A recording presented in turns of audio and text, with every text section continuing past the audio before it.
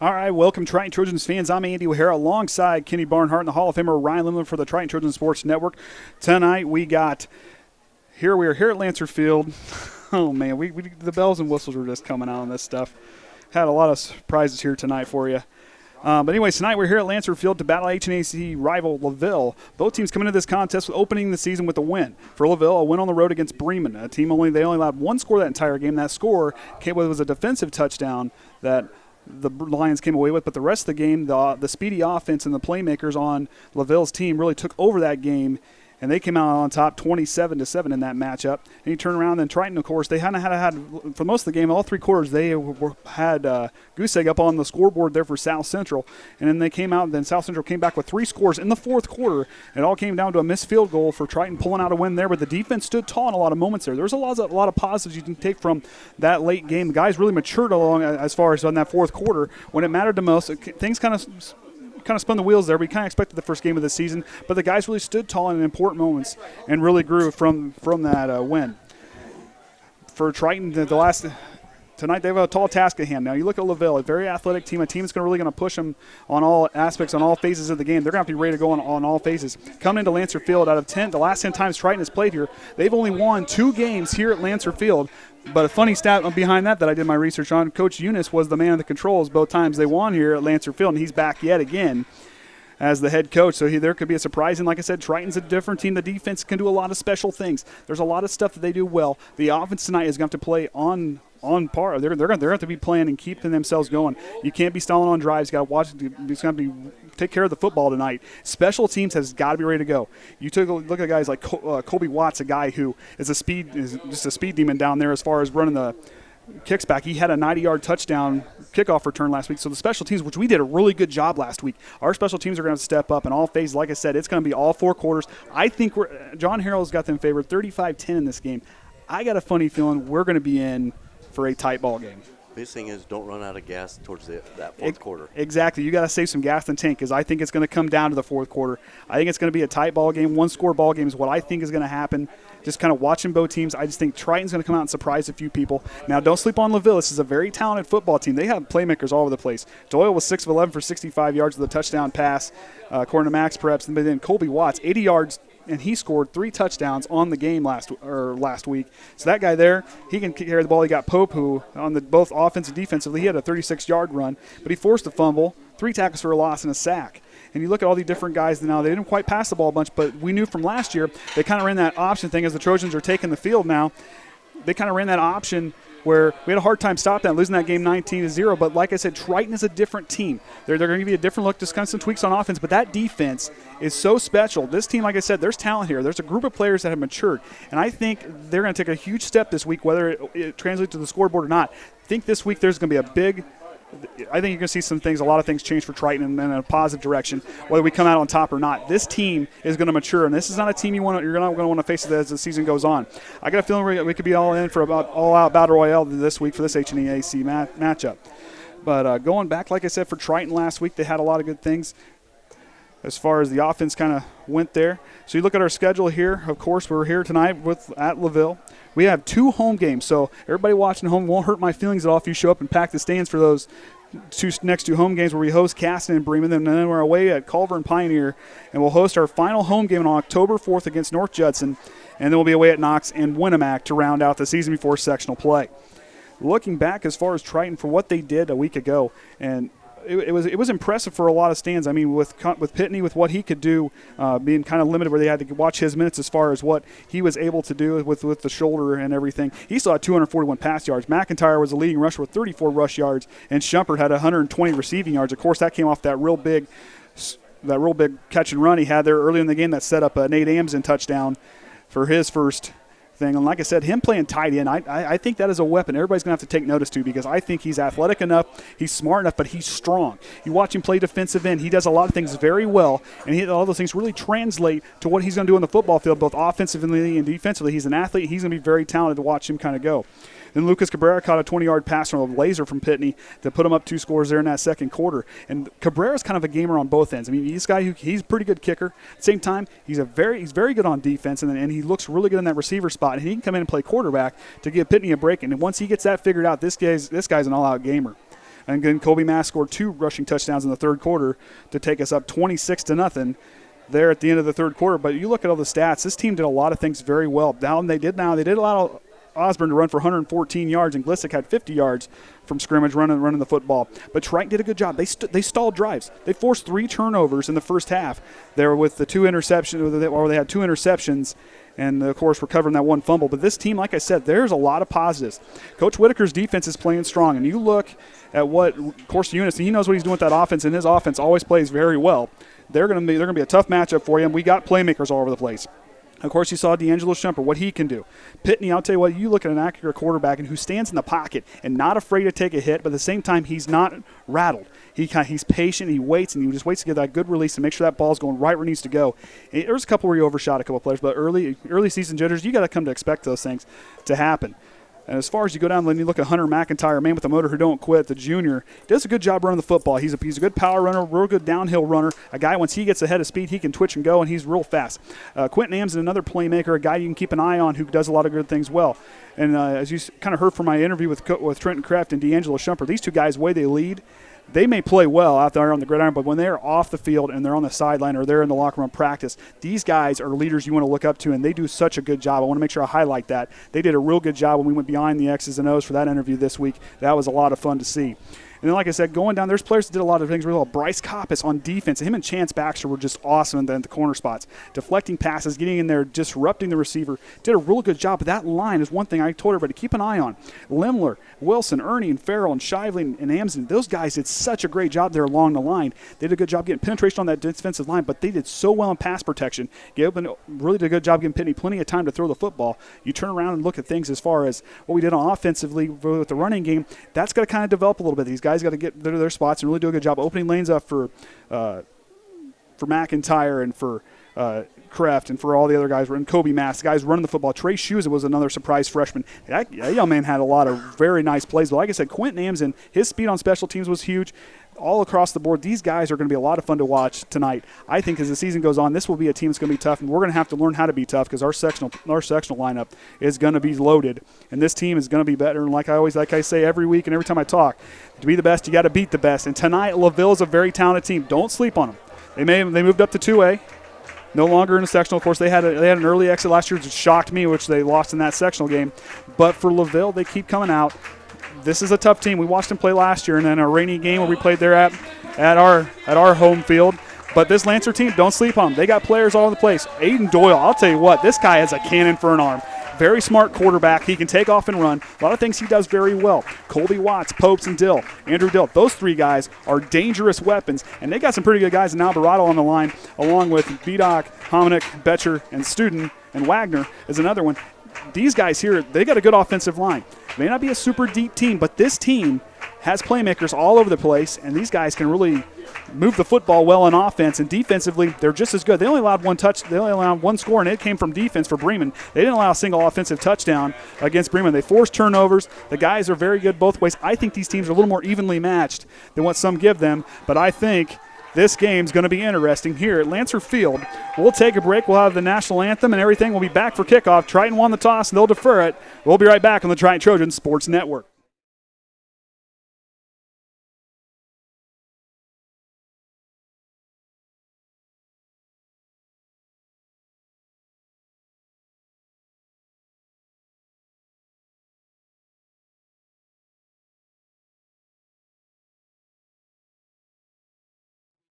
America by the playing of our national anthem.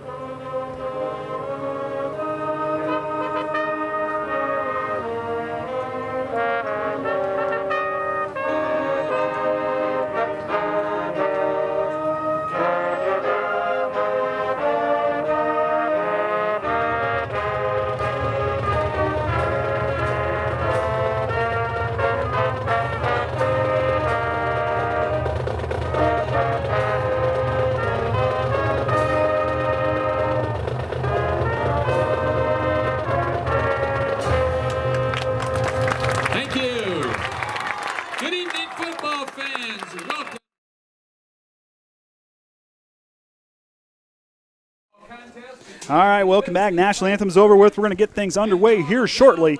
And like I said, Triton deferred. They won the toss, deferred the kick. They'll get the ball to start the second half, which for me, that's something I always kind of wanted to do. I always wanted the ball in the second half to see the momentum and everything else like that. That's fun. But that opening trip, some teams can go straight down and go. But I thought that's a good strategy move there by trying to defer that kick. And like I said, this team has done so well. This coaching staff has done such a great job getting these guys in tune for Triton. They do a real good job as far as making sure these guys know their assignments. And on the sideline, these guys are paying attention, working with everybody. And I'm telling you right now, this team is a lot better than everybody gives them. And I said, don't sleep on this team because they are that good.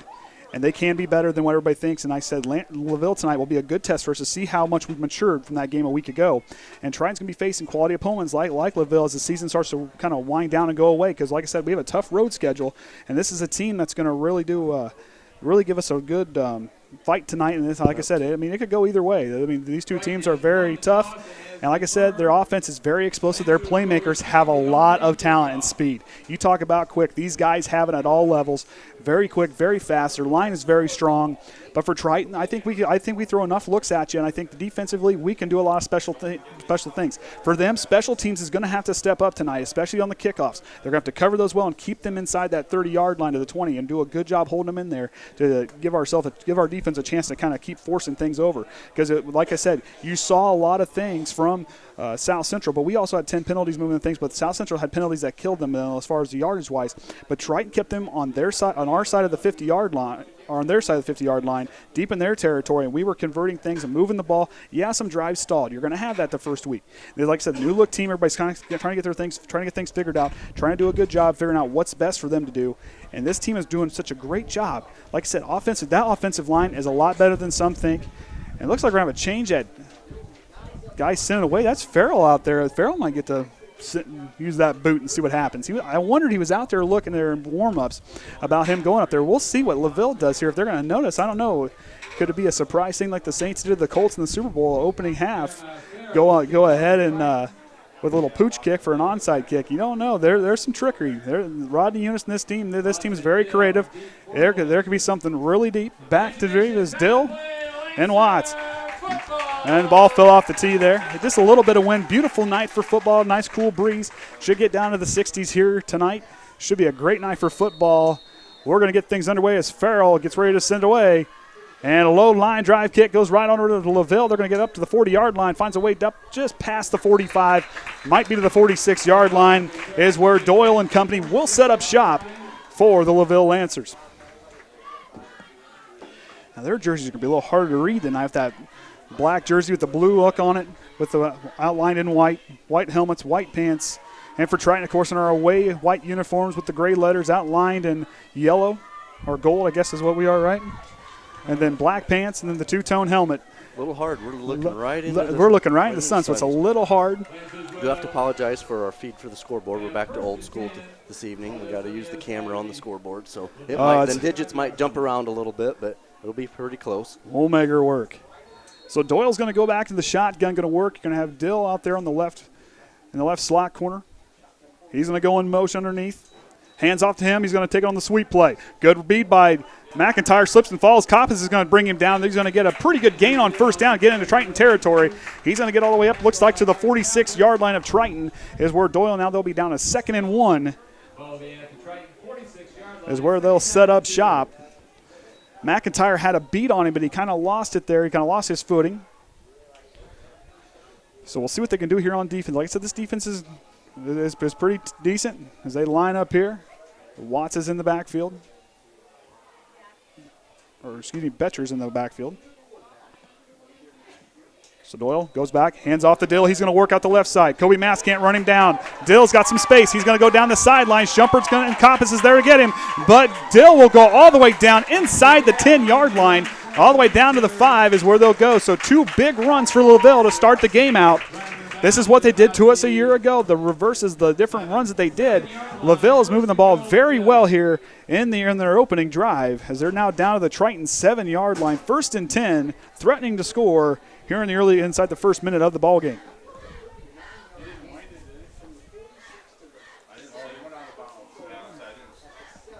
So here we go. Doyle now with the shotgun. Pope to his right hip. Betcher on his left.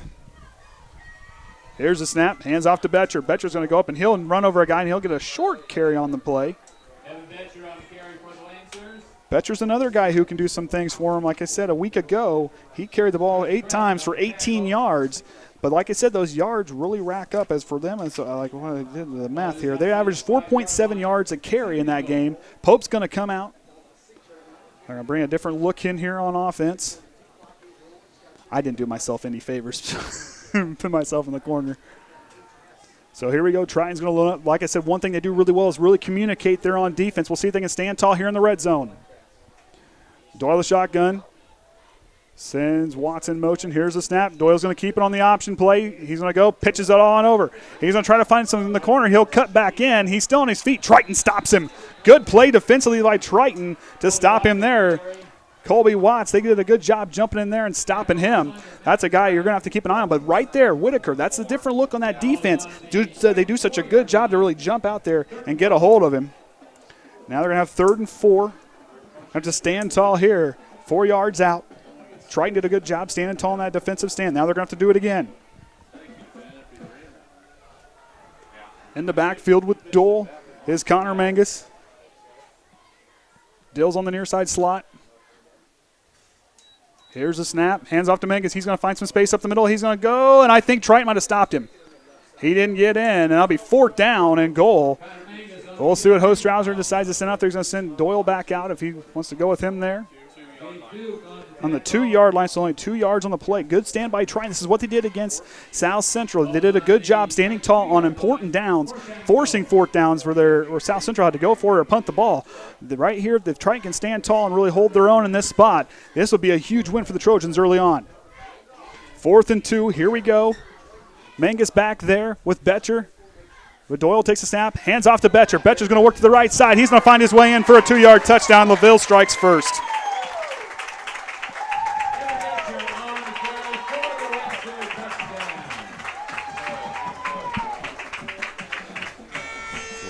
Go ahead.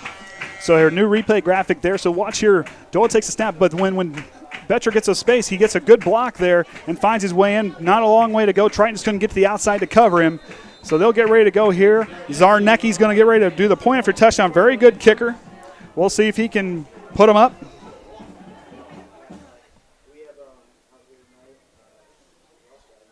Snaps down, holds good, ball's up, and it splits the uprights. And that's going to bring our score 7-0. They drove right down there in 3 minutes to score that play. Triton had some good moments there, so like I said, but they're now going to have to come back and answer on offense. They can't be waiting. They're going to have to answer right away and really do some good to get some momentum on their side of the football. See, now they've had a look at them. They can go back off field, get a little bit of a chance to talk it over, see what they did wrong, and then next time they're back out here on defense, take care of those problems. And then, like I said, they'll figure that out. That line is they forced 4th down inside 4th and goal. I mean, if that's anywhere else, if that's on any other level, they're going to kick a field goal more or less. But they forced them to have to go again. So that was a good defensive stand, even though they allowed the big run by Dill there down the left side early on that drive for the second play. But they just got to stand tall, do a good job here, and just keep fighting. Back there now to receive for the Trojans. I believe it's going to be Quentin Amson, and alongside Gavin Ness, a surprise player a week ago, a young man who really kind of, I'll tell you what, he was a really nice surprise back there. A lot of the stuff that he did. So Zarnecki's going to send away alone. Back deep is Amsden. We'll see what Triton can do here on special teams. Amsden, very quick, shifty player. We see him do that during basketball season. A guy who can create a lot of room with just a little bit of space. He can make you miss. Zarnecki get himself plenty of space to run up there and send that ball into the end zone. And here we go. Nice kick back. Triton's going to get it back inside the 10-yard line. Here we go. He's going to cut up field. That is Amari Snyder got a good return on the play, so not a bad way, but we got some dirty laundry on the field. Let's hope we don't get it as dirty as last week's. It was 10 penalties for Triton. I mean, there's 18 penalties total in the game. So we'll see who the penalty's on.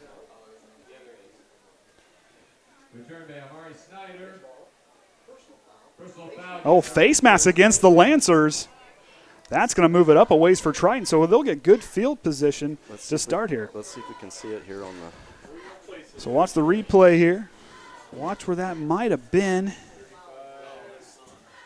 So Snyder's got it. We'll see here who might have got a hold of him. Right there it is. Dill might have just got a hold of him just enough there on the face mask to cause that. So Pitney's back there. McIntyre with him. Amson here on the near side. Here's the snap. Hand off to McIntyre. Good run up the middle with the man with the motor don't quit. Pushes his way almost to a first down on that first run.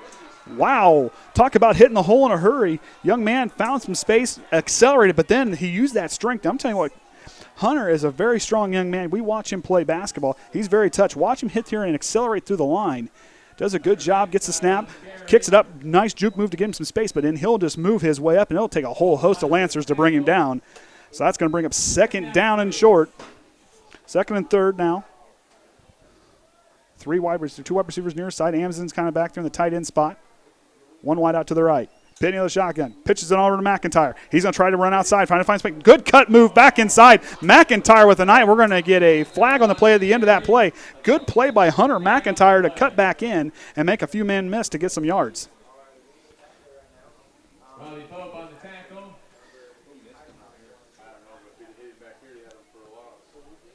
We get holding against Triton on the call here, so we kind of keep an eye. McIntyre did a good job. He didn't quite have a lot of space, but he made that first man miss. Good block there by Schumpert. But he'll come back in. Right there's the hold on Farrell. Farrell kind of held on to him right there, right in front of you there, right in front of D'Angelo is where you'll see where that hold occurred. So Triton will move back.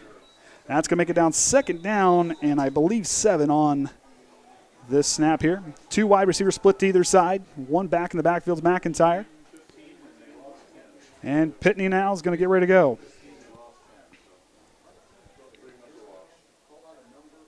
He'll work out of the shotgun. Quick pass on over to McIntyre. Nice catch in the flat. He'll work himself back up the sideline. He'll get a few yards in the play and make third down a little more manageable for the Trojans. They got to convert here on this one.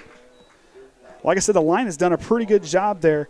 And tonight, Noah Reichert's back on the line here for the Trojans tonight. Out there with Wilson, Farrell, Lemler, and Cam Shively, the freshman on the right tackle spot. This is a young man, like I tell you. Cam is a very talented freshman. I'm looking for.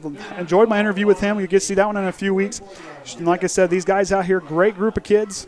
Very smart, very hard-working group of young men. They're a lot of fun to watch and get to know. 1 wide out on either side of Pitney as he works out of the shotgun.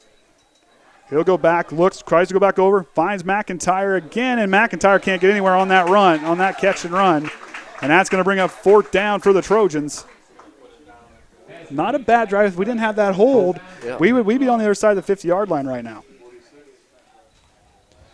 So here we go, bring up fourth down. That's going to send Cabrera back to kick. Now, this young man's got a leg. This is a guy who can, now, there's a few times he's sent it long for distance, but he gets a lot of air underneath it.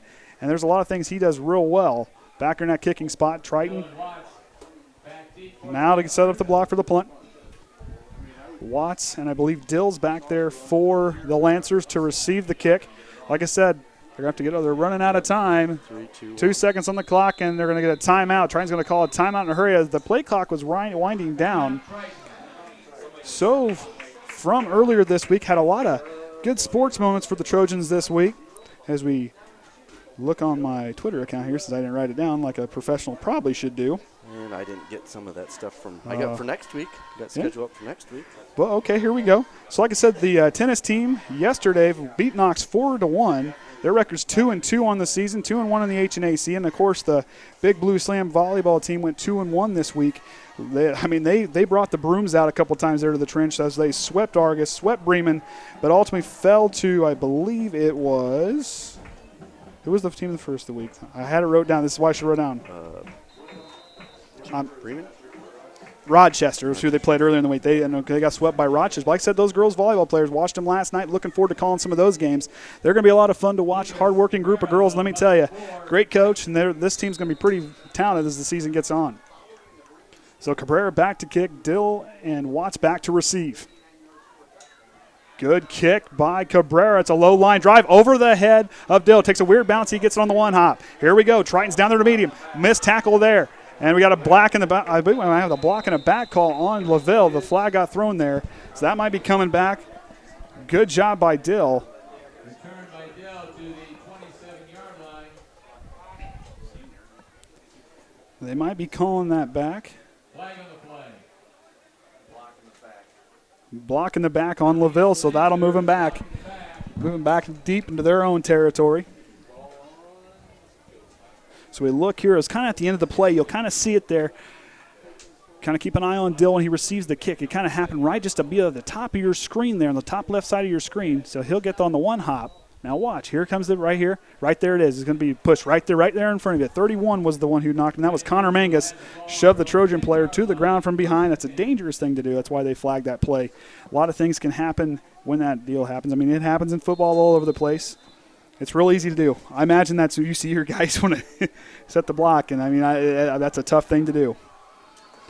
So Doyle's going to go back to work now with the shotgun. Back there with him, I believe, is Pope. Going to send a man in motion. Here's the snap. Doyle's going to keep it. He's finding some space. Doyle might be able to get to the outside and get some space. McIntyre and Shumpert trying to show him down. McIntyre's going to get a big hit on him. He is going to go a long ways for that one. Okay, he's going to go to the 10, clear to the 40. That's going to be a gain of 50 yards on the play. McIntyre ran him out. Did a good job finding his way through the line there to get himself some space and open up down the sideline. Got some good blocks and got to the second level, and it was all downhill from there. Looks like we're going to do a quick snap. So 6:44 remaining. They're up 7-0. They're going to try to go quick with the hurry-up offense. Two wide receivers split to either side. Betcher in motion.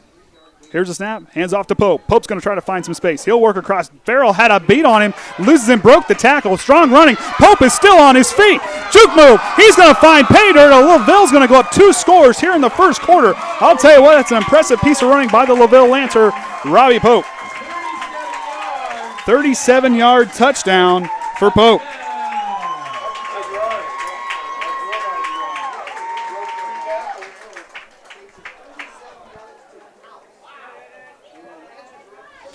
So Farrell had him wrapped up, but he's just strong enough. He just threw Farrell to the ground, and he gets all the way through there and then loses there are a couple of defenders with some pretty nice moves to get through there. That puts him up now 2 scores.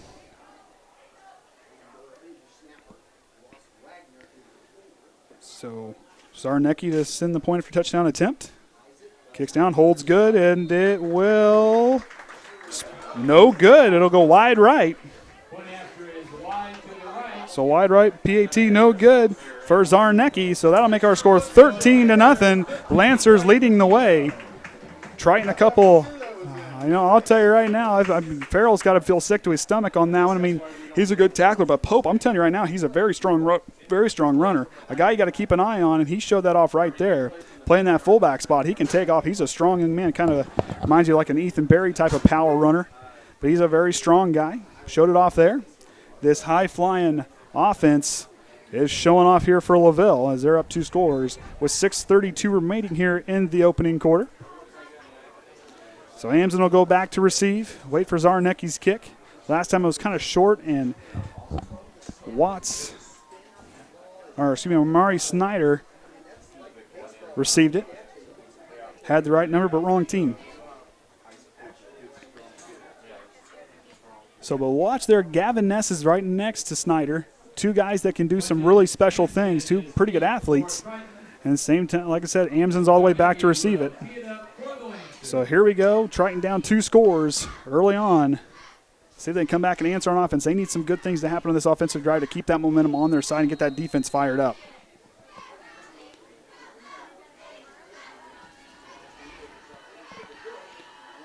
So we wait now for Zarnecki to send it away.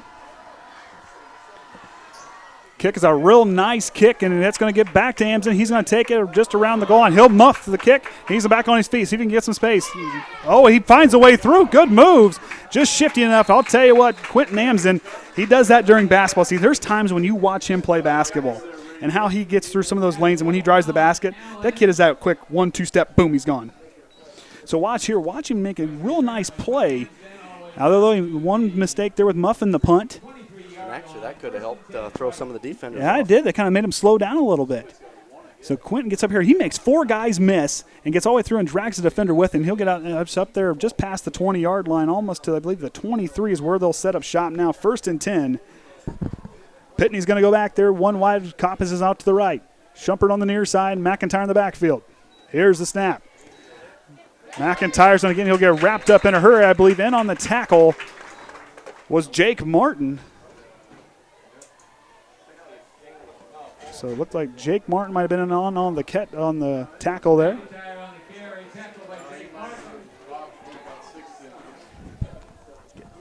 Oh, it's a little warm with the sun getting us in the face there. And it's pulling the heat back in.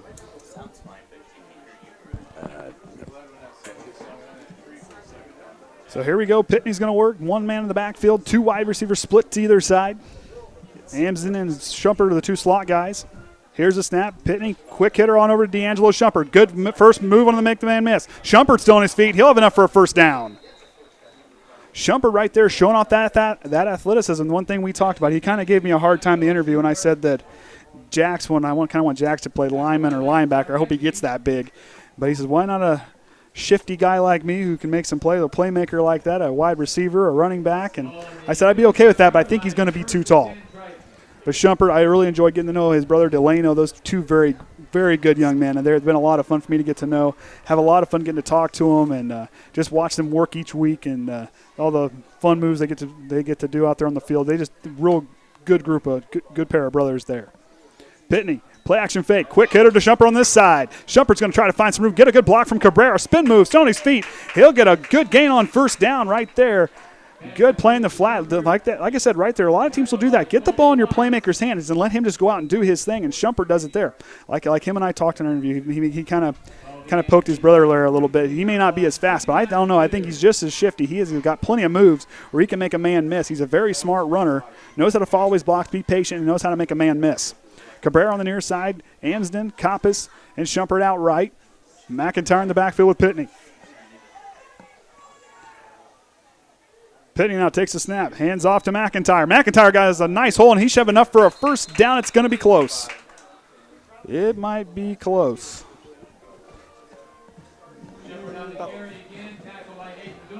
It's going to be third down. I don't think he's going to be there. Oh, first down, they'll call it. There we go. Pretty close. I thought they were going to have to measure it. So here we go. So first down and 10 now from the 44-yard line. Triton's going to give you the same look. I'm sorry, on the far side there, I had the wrong player. And like I said, hard to read those numbers with the sun in my face. On the far side is Tyler Amsden.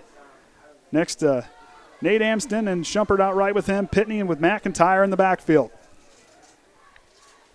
Snap by Pitney, handoff McIntyre. Here we go again. He went right through that line. Found a little pocket, a little lane. Good move up there. Those runs make a difference. You're utilizing the clock. You're running that down. But at the same time, you got momentum moving players through the line. Watch the replay here. Watch that little lane there where there's a bit of a pocket there in the line. He just bulls his way right through there. Watch this. Motoring with a man who don't quit. Here it goes. McIntyre real fast through there. Just drives in. Good hole made by Reichert and Farrell to kind of open up some space there. Like I said, that line's going to have to really open things up for the run. Reichert in this week, the line spot, the right guard spot, has done a good job there holding it down. Of course, with Cam Shiva, the freshman at right tackle, those two guys holding down that right side. Snap. Pitney now the shotgun, looking left. Here comes the pressure, and he's going to get sacked. And on the sack is going to be Jake Martin. Comes through, and we're going to get a late flag on the play. Looks like Coach might have gotten in the way. They might call interference on it. And they're going to give the coaches a warning to get them back. They were out on the field. So they're going to say it might be interference on the play. Unsportsmanlike conduct on the Lancers, and that's going to wipe the play out. They might. So can't get out there on that. Now if you watch anything back there as far as like the pros, for me the Los Angeles Rams coach, his name just escaped me. That's awful. But anyways, he has a special guy on the sideline that makes sure he doesn't get too far. Follows him around and and he sits there and he goes, no. That's what that guy's paid for. I could do that. I'm serious. I would take what that guy makes and work on the sidelines and do that. That's awful. His name just escaped me. That is horrible. I'm sure it'll come to me when I'm not thinking about it. So two wide receivers split to either side. New fresh set downs for the Trojans. They are now on the 45-yard line in LaVille territory.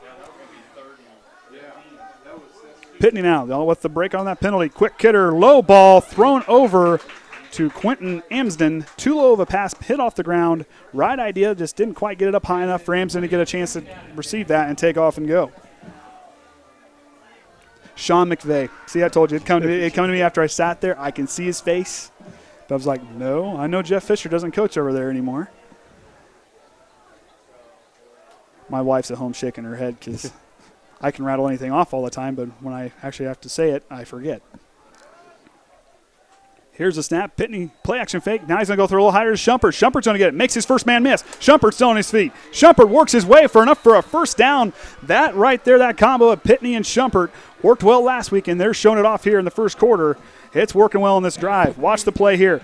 Like I said, watch D'Angelo really split out here and make that first man miss. He really makes the LaVille defender look silly, so watch here. First man, whoop, missing right there. And he'll cut right back upfield, and then Zarnecki will come to bring him down, but he uses that strength and just keeps right on those feet moving, pulls his player with him, enough for a first down, try and get a new fresh set. Amsden kind of back there on the left side of the line at the tight end spot. Here it goes. Another hole for McIntyre. He's getting those little 3 and 4 yard runs. Those things really add up. You watch, you hear a lot of guys talk. I understand the highlight plays. You want to see a guy go for 10, 12, 15 yards or break away for a touchdown. Those are productive runs. When you get a chance to go in there 3, 4 yards, you're running the clock. You're keeping your defense off the field. That is huge. That is a big thing over there to keep your defense off the field and give your guys a chance to let that clock run and just let your offense just wear down their defense because they're going to get tired eventually shuffling guys in and out. But for trying, if they can keep making the plays they have here, they got a good drive going if they keep this kind of stuff up. So Pitney now steps the shotgun, looking left, throws a deep pass. Shumpert has some separation. Shumpert pulls it in. Touchdown, Triton. 31-yard touchdown pass for D'Angelo Shumpert and Connor Pitney. They're on the board. Watch the play here. Watch Shumpert here. He's in the slot left. Watch him take his defender, but Pitney, watch how he stands in the pocket. He'll stand back there. Here comes the defense. Stands there and makes a great throw. Shumpert pulls away from Watts, and he'll go all the way for a 31-yard touchdown reception. Now we're going to see Cabrera attempt the PAT. Okay, Coach, that's a 6 for you. Had him pinned back here, and he gets 6 out of it. So the LaVille penalty set up trying to keep moving the ball. And so Cabrera now will get ready to kick, but they moved the ball with that penalty. That really helped Triton out to go down there, but fake from Pitney's going to roll right. Pitney's still on his feet. Goes across, tries to throw it back in, and I think Amsden's got a 2-point conversion good. Boy, he shot that ball right through there. We couldn't even see if he was going to even catch it. I couldn't even see it from over here. Let's try it again. See if we can see it here. So watch Amsden. He's there, kind of at the right of your screen next. That's fine, but good fake there. Amsden rolls over. Can barely see him, but that was a tight window now. But like I said, he's going to be a very useful tight end in the red zone. He's going to be a huge weapon in there. He uses that big frame and has a strong young man, runs real good routes, comes back to the quarterback. For a very nice job by Connor Pitney in the fake to roll out right. And Pitney, like I said, he is a tough dude. And I'll tell you what, he's been a fun guy to get to know too as well. But I'll tell you what, Triton on the board, they needed that on that drive to get that momentum back. So now, for them on this play, that defense has got a long, long rest. So what they need to worry about now is they have to do a good job here on special teams, but they've got to control that running game and get a chance to give themselves another chance to get back in here on offense and run more of that clock. I believe they ran about almost 4 minutes of game clock, yep, so pretty they got close. it right at 6 minutes. Yep, so almost 4 minutes on that drive, but they got a big help from that penalty. Well, like I said, that's something I wrote down for my notes is they're going to have to make the most of these offensive windows they get as Farrell with the line drive kick goes right to the lineman on the left side. He's going to take off and run. The big man's on his feet. He'll carry the pile. And they'll go right past the 50-yard line. He got the other one. I can't see the number. I believe I'm seeing it right. It might be Mason Pink. I might be Mason Pink on the run. So James Betcher, I couldn't quite see it. I thought, must have said that. I must have seen that wrong. It's hard to read with the black jersey and the sun in your face. Yeah, it's right there. Give it another, about halftime, we should be good. Well, it might be quicker than that, maybe. We'll see. So now Doyle's going to get back to work in the backfield. Pope's going to be kind of that short spot there with Betcher and Dill in motion. Here's the snap, and it'll be a QB keeper. Doyle's going to go up the left side. We got a flag on the play. Doyle's going to get a big run. It might, as it stands, it might be good for them right now, but it might go back. We got some flags on the play, holding against the Lancers. No gain on the, so that won't count. Wipe that one off the board. Last week was the thing at South Central. Had 8 penalties that really kept Triton in the ball game. They kind of gave Triton that cushion where they had kept them out of off the scoreboard till the fourth quarter. Is there a washer and dryer down for the referees at halftime? I don't know. They might need one. Like I said last week, I think Maytag, Whirlpool, or one of those guys need to really step up and have a washer down there just to wash and dry this stuff before halftime. But then again, I don't. As Michelle says, we don't want me touching the washer and dryer. One bad instance, we have nice ones, so I'm not allowed to touch them. What happens when they come out white? True. Oh, my. Dill in motion. He'll go back underneath the quarterback. Doyle takes the snap, hands off. Here we go, and that'll be Betcher, I believe. Or actually, that was Watts on the run. He'll get a pretty good gain on first down. He'll move from the 41 all the way up to 47 for a 6-yard gain. Second down and 14 on the play. Coming up. So Watts will come out. Pope will come in. Remember, he had that big 31-yard or 37-yard touchdown score where he just ran through guys. So Triton now, the line's got to really open things up. The linebackers now, you got to keep an eye on, be ready to go. Watch your guys. Farrell's back there on the end there as he gets set. But we got some pretty good linebackers. They're going to have to be ready to go. Massive watching out of the middle linebacker spot. Here comes the pressure. And Dill has a step, but Shumpert with a good defensive play gets there and knocks it away. That was a good look, good battle for the football. Shumpert did a good job closing in at the end of that play. I don't know if we can Watch here. Catch it. But it was a good play action fake here. He'll watch. He had to kind of slow down for the football. That's what gave Shumpert a real chance here. Watch him with that left hand. Splits it and knocks it away. Good play by both players. It was a good chance to get a release for Dill. He used that speed to get around Shumpert. But Shumpert, you know, corners don't always be lightning quick, but right there they just got to be smart runners, and he was smart on that play. So here we go, third down and 14 from their own 47-yard line. Pope in motion. High snap. Dill's got it. He's going to go left. He's got to find some space. He'll have enough for a first down, and he'll run that ball quite a ways into Triton territory for the first down. Andrew Dill with a nice carry on the left side. He's another one you got to keep an eye on. Can run the ball very effectively as he has a lot of speed and he can do a lot of things well with the football. Last week he only had 2 carries for 18 yards, but 3 receptions for 28 yards and a touchdown on receiving the ball. So Watts will come back in for him, and Doyle now will get a fresh set of downs from the Triton 37-yard line. Been a kind of dramatic quarter so far. Yeah, not bad. Quite a bit of interesting. I hope it stays this way the rest of the game as far as the battle back and forth. I hope Triton can get a good stand here and really make LaVille sweat. They got 2 backs in the backfield. Watch for them to kind of go with a different option look.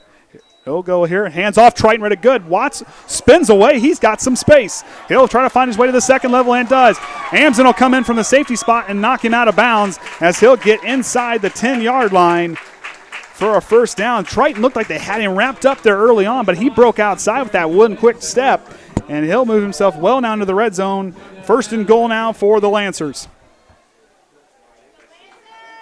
Good job by Quentin Amson to run him down and knock him out to save the touchdown. Whitaker communicating to his defense. Now, the one thing watching them, like I said, this team really communicates well, that linebacker crew and the linemen. They really talk well and communicate very well down there along the line. So Farrell's going to bounce back to middle linebacker. Kreft on the other side of him, Mast on the near side. Pope now, the big runner's going to go through and Mast, and it'll be a hard hit from him and Hunter McIntyre to bring him down. Short gain, but productive for the Lancers. Might have time for one more play before the end of the half. So on the 6-yard line where they'll be now, 4-yard gain on the play.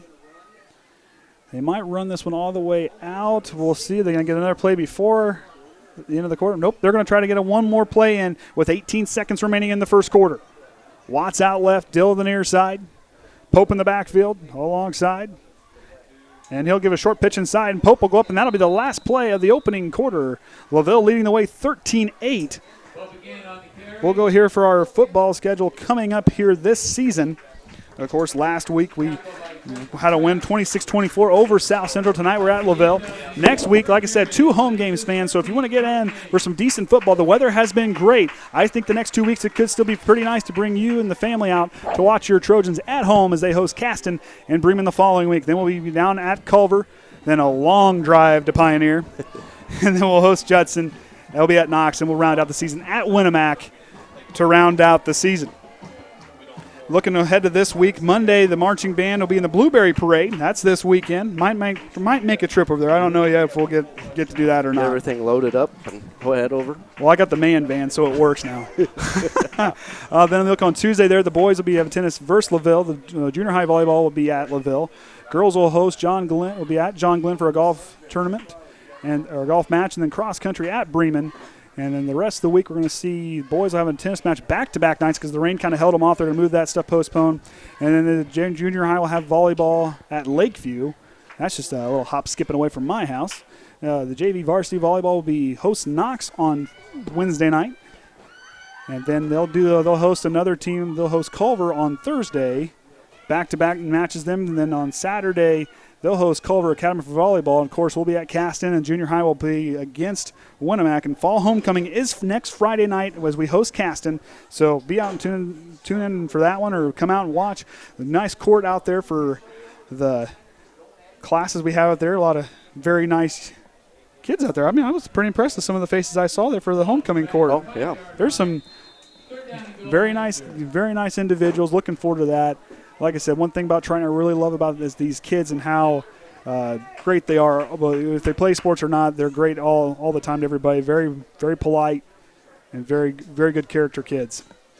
Doyle spins away. He's going to roll left and tries to drop to Pope. Pope's going to have some space. He'll accelerate, and he'll get himself in for a 5-yard touchdown. Lancers score again.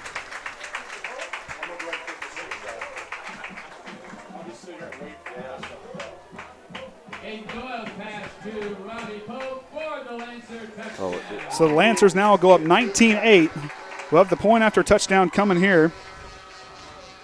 Coach Zarnecki missed it his last attempt. He'll get another chance here. To hold is Wagner to hold, I think. Now the sun's kind of down, so now I can't quite. Of course, appreciate Margo running the camera for us tonight. Zarnecki's kick is up, and I believe that'll split the uprights, and does. So that'll bring our score 20-8. LaVille leading the way. So Triton now come back, answer again. Because one thing for Triton that I like personally, as just me, is to defer the kick and get the ball back after halftime if you had a long chance to talk. But they got to answer here right back on offense, really slow. Use that clock. That's one thing Triton needs to do, and I think that's something they learned from last week. They got to really operate that clock this week. We'll see what happens here. Really appreciate LaVille and their hospitality, allowing us to have pizza with them up here tonight, and gave us some water and all sorts of stuff. Yep, even technical. They were great. I tell you what, they got a real interesting broadcast thing. They were very helpful to us, and really appreciate their help and hospitality for what they gave to us tonight. Very friendly people over here at LaVille. Always enjoy coming over here to broadcast for basketball games. Got to know them a little bit, and especially now football. Do a real good job hosting this event. I guess they did get a new gym this summer. They did, that's right. They redid their new floor. And the guys in here said that they haven't even been able to sneak over and see it yet, but they said they heard it's been pretty nice. Well, we'll look forward to seeing that during basketball season. We'll get to see it for the boys' game, I believe. Or are they at our place? I can't remember. I think we'll be up here. We might be up. Because we was up here for the girls for the Vice County. Yep, we were up here for that one. I think I was up here for the girls' game, I think, the regular season game. So Zarnecki will send it away. Amsden back to receive for the Trojans. Zarnecki sends a nice kick way down. Amsden's got to receive it inside the goal line. And he said he went over and back on the thing, so that'll – I guess I don't know. I've never seen that enough times. So it'll be a touchback because he went back to receive it and brought it out. Head official communicating to the coaching staff there what happened. So we'll see what Pitney and company can do that line tonight with Shively, Reichert, Lemler, and Wilson, the other left tackle, and, of course, Farrell, the center, has done a good job opening up runs. They're going to have to keep a hold up here. They allowed 1 sack, but the running game, the team has been productive. Both Amsden's on the near side. Schumpert and Cabrera out left. McIntyre in the backfield. Like I said on this side, Tyler Amsden and Nate Amsden on here on the near side. Here's play action fake across too high of a pass. Schumpert got hit hard on the play by Dill. Too high of a pass. Incomplete. Good read by Pitney, but a good hit by Dill knocks it away. He kind of got rushed on that throw. Play action fake. Kind of rushed the throw a little bit. Might have been just tipped just a little bit ahead. Might have been tipped a little bit, but kind of threw a little bit high and behind. Hard for Schumpert to adjust to that one. So they signal in the play from the sideline.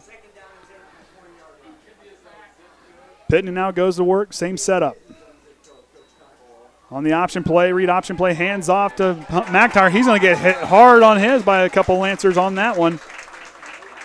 Looks like Pope was in on there alongside with Jimmy Fisher. Those two kind of brought Pope with the initial contact, and Fisher helped finish him off. So we'll see what they can do here now. 3rd down and a mile for the Trojans. They got to get to past the 30-yard line for a first down.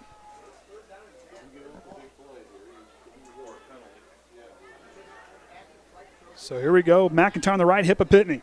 Snap of the shotgun. He's looking deep, see if he can get one up over Schumpert. Throws it enough. Cabrera's got it. Lucas Cabrera with a big catch there. Wow, you talk about just got to fit it in the window where your guy can go get it. Watch him reach around the defender to give himself a chance to catch it. I thought Schumpert was on the outside. He was. But Pitney, he stepped up and delivered a moonshot, folks. Down there, watch him get around this guy. Just had a half a step, reached around and got a hold of it. He did a good job. Watts out there on the outside. That was number 31. Connor Mangus has gotten beat a couple times tonight. So Pitney's seeing what's on that side there. Triton now 1st and 10 from the LaVille 40-yard line.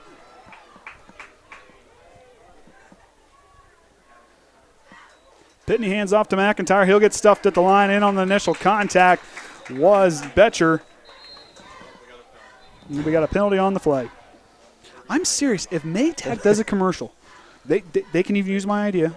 I don't need any royalties, but they could say I came with the idea. However, Maytag or any one of those, Whirlpool or anybody, I'm serious. So personal foul against LaVille. The home fans didn't care for that one. But Triton's going to get helped out by another LaVille penalty. So there's another opportunity to take advantage of it, get your score. And that's the thing, and that's where you watch. I know if you watch college or pro sports at home, when you see a team that has that advantage, if they're a team that knows they need this momentum, they need to score, they need to get points on the board, they've got to build off those fouls. They got to build off the flags on the play or anything like that. That little bit of momentum is just enough of an adrenaline rush to pump these guys up and maybe force it in for a touchdown. So Pitney now, 3 wide receivers to the right side, 1 to the left. Cabrera solo left. Snap for Pitney on the shotgun. Hands off to McIntyre, but that does not fool Doyle. A whole host of Lancers. Doyle, Pope, and I believe Betcher in on the tackle there for the Lancers. So that'll bring us 2nd down and 10. No gain on the play. 2nd 11, 1 yard loss on the play. Are those sideline things, are those digital? Might be. I'm thinking I've never seen a digital one before where the 2nd down marker is. I think that's digital. I've never seen one. Sorry. Hey, Squirrel. All this technology. Pitney steps up. Here feels a rush, and he'll slide to avoid the contact. He might have got past for a couple yards, a few yards on the gain. Good play right there now, like right there. He didn't see anybody else. That light went off in his head to take off and run to get up through there. Knew he had to keep the ball moving, but still very smart, has the clock rolling. That's a very important thing for Triton right now is to use that clock, keep their offense off the field. That's a smart move by Pitney to slide and keep the clock moving. Because if he had thrown it incomplete, would have killed the clock. Same setup. Amsden isn't out there. I guess thought he was. Cross the middle to Cabrera, and he might have come back. He might have it. Oh, incomplete. Loses it at the end of the play. Cabrera had 6 points in his hands, but dropped it there at the very end.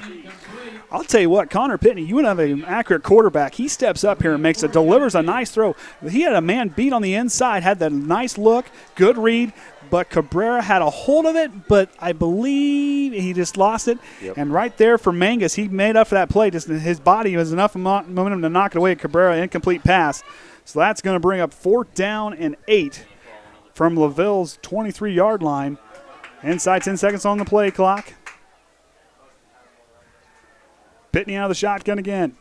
Here comes the blitz. Pope coming off the left side. Pitney steps up, but we're going to get a flag on the play. Alvarado got in there for the sack for the moment, but we got a penalty on the play. Penalty on the play. That might have been on LaVille. It was a hold. Okay, so it was a hold on Triton. They decline it. Turnover on downs. LaVille gets the ball back from their own 30-yard line. That was kind of a wash because he was going to get sacked or whatnot anyhow. So, So kind of a wash. I mean, for Triton, he would have completed, that would have kind of hurt him there. So that'll give LaVille the ball back with 9 minutes remaining in the second quarter. First and 10 from the own 30-yard line. Of course, I'm Andy O'Hara alongside Kenny Barnhart and the Hall of Famer Orion Lemler. He's outside with Margo running the camera. Out there, appreciate them. And I'll give Trent a shout-out. I love the graphics. He's down on the end zone. He's down in the end zone taking pictures. Does a real good job doing that. I really like the graphics for the interview. He's got me all excited with this replay and all. You guys, I'll tell you what, you guys are just doing such a great job with that. Last week was a test. Get the bugs all started at the basics, and then we can expand from there. I'll tell you what, it's a lot. That's a neat thing to have, and especially for broadcasting. As Watts has a nice carry there on first down. Might have just didn't quite get enough for a first down, but like I said, that's something really cool for up here. And, I never really appreciated, like watching on national television when the guys do it, when you get to see them on TV, how they slow it down, they break the play down. I just always thought, well, okay, but then you get to use it. That's even better. You see it, and you get to see it, slow it down. What you're actually seeing, slowing it down enough to. We didn't have that on radio. Now, of course, for basketball, years ago. for when we come up for basketball, we're not sure how to implement it yet because not enough time in between to really get a lot of those to play, but we'll see what we can do. Too quick of action. We'll see. We might try for volleyball a little bit. We'll see how that works. Pope with the run. He might have enough. Might be close for a first down. It might be close. He might have enough. I think he's got enough for first see down. Where they spot it. They might have put it just past the 40. I think they got a first down. Yep. So Pope been running the ball pretty good there for the Lancers. Gets a first down there. The clock's going to start rolling.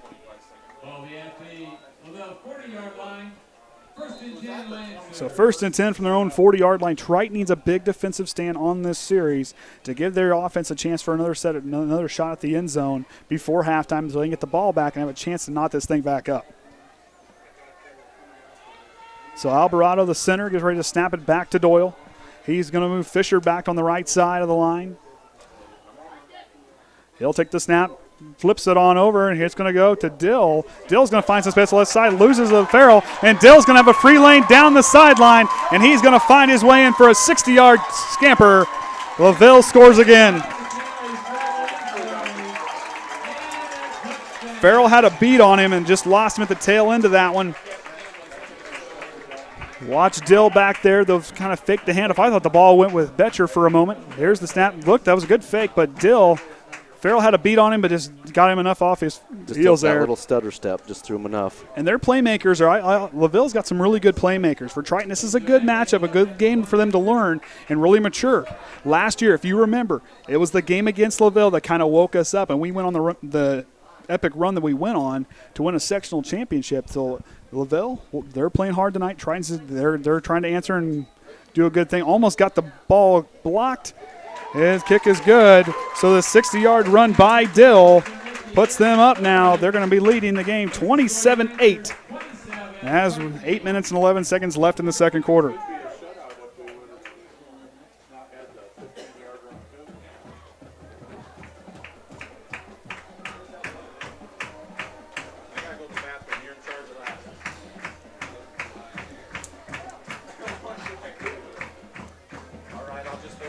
So like we said, keep an eye out. I mean, earlier today we had our going beyond the X's and O's with senior captains Trenton Kreft and D'Angelo Shumpert. That was a fun interview. I had a lot of fun talking to those guys.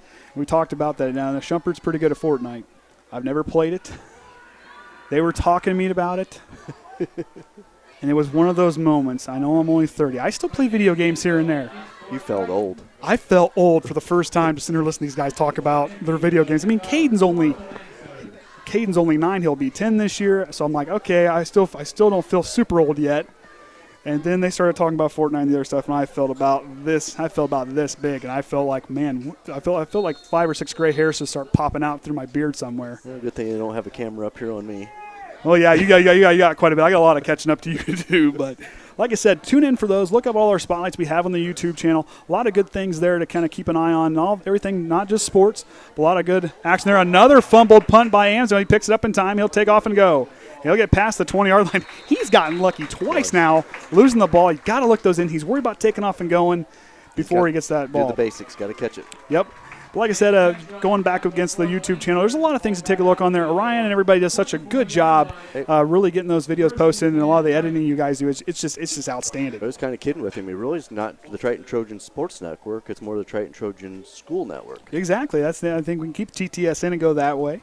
But like I said, the school just does so many great things. It's cool we get to highlight those things. And as a parent, I would just love it. And like for when my kids get older, they get to have their stuff posted where they get to go watch it on YouTube. And a family who doesn't get to go, they can rewind or replay, so they can say, rewind. Wow, that about took some things back there.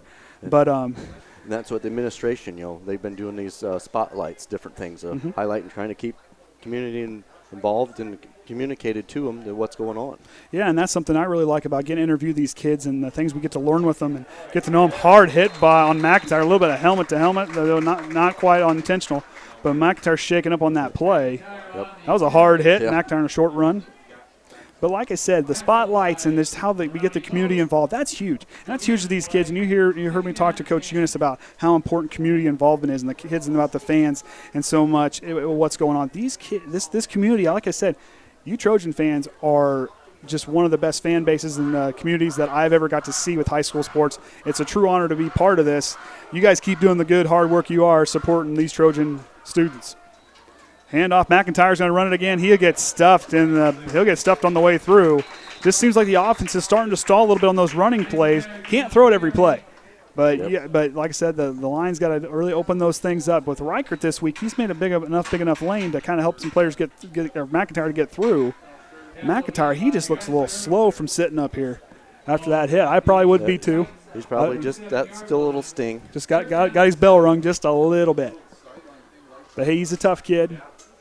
I don't think not enough to give him anything serious, but like I said, that you get hit, it's a physical sport. Pitney across, finds McIntyre, and he'll get stuffed again. Short gain, and that's going to put him back. I got to imagine they're going to send, I don't know if Pitney will go for it or not.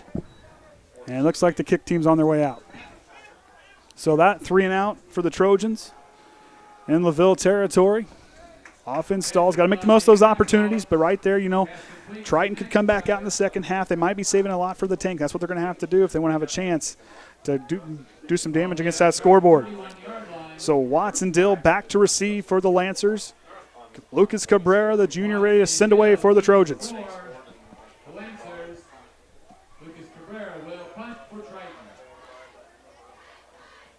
Compass the snap. There it is.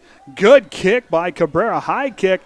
Dill gets underneath it, and not enough coverage on the play. Dill's going to find some space. Got a good block. Dill's still on his feet, loses the player, and he'll get back up to where Triton's line of scrimmage on the big return there. Tell you what, you talk about the playmakers for LaVille. They really do a good job kicking it in to Greer, and they speed out there and do a good job. Dill did a really nice job cutting up and going there, trying to get down there and cover. Like I said earlier in the game, the special teams is going to have to do some coverage out there to give themselves a chance to really slow down these skill players for LaVille, because they're very talented and they're showing it off here in the first half.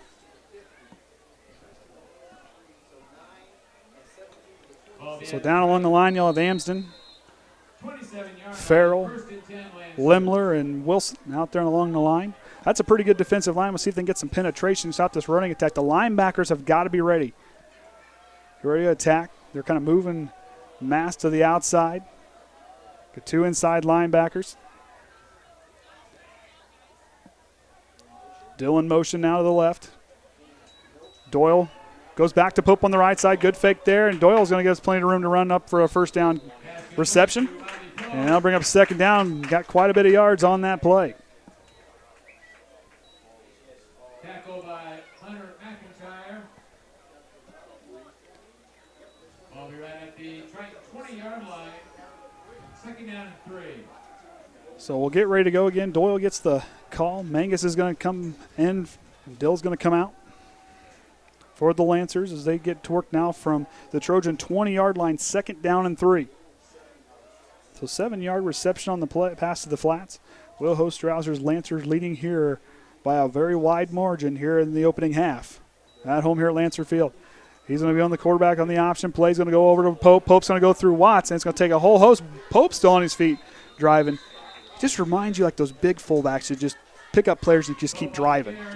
Stay on their feet and just keep a little bit more forward momentum. I mean, I'll tell you what, you talk about a guy I'll bet his thighs are about, I'd take 2 of my arms and make one of his thighs.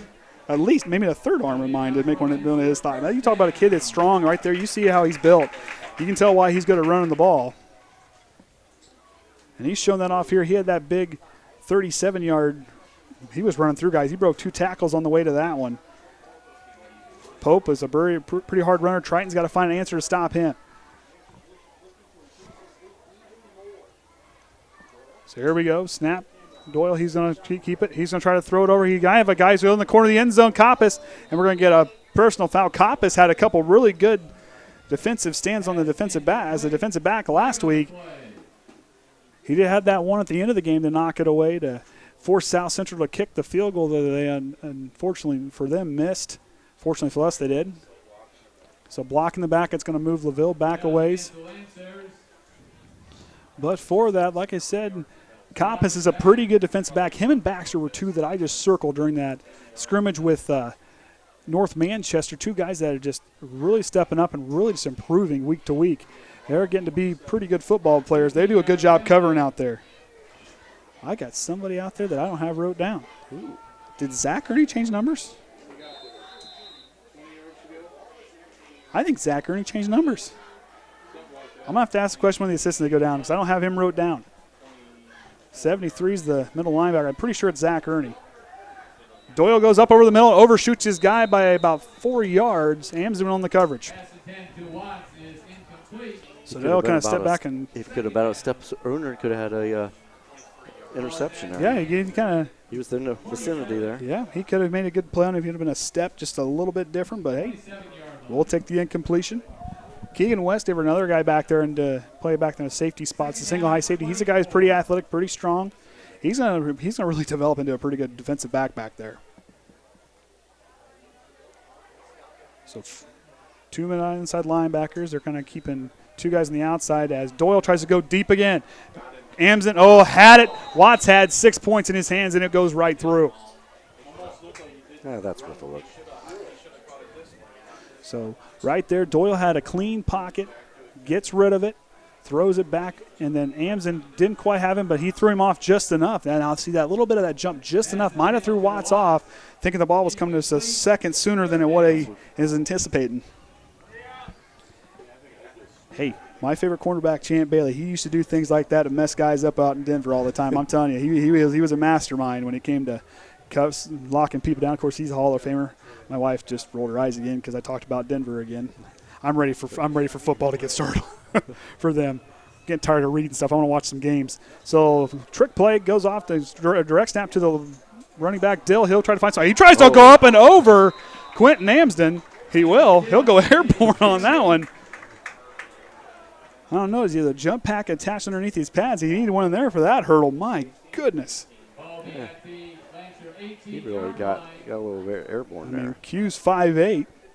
He's not super small, but for Dill, watch the end of the play here. That's pretty nice. Goes right over, but Ernie's there to knock him out. I think Ernie changed his number. I think I'm going to have to ask the coaching staff because I don't see him out there on the sidelines. Well, this will be so Zarnek with a throw off to the side, 30-yard attempt, and it splits the uprights.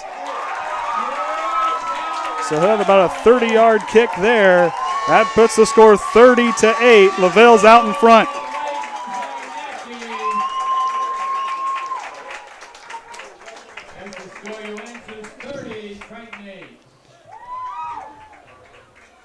That was a 30-yard kick.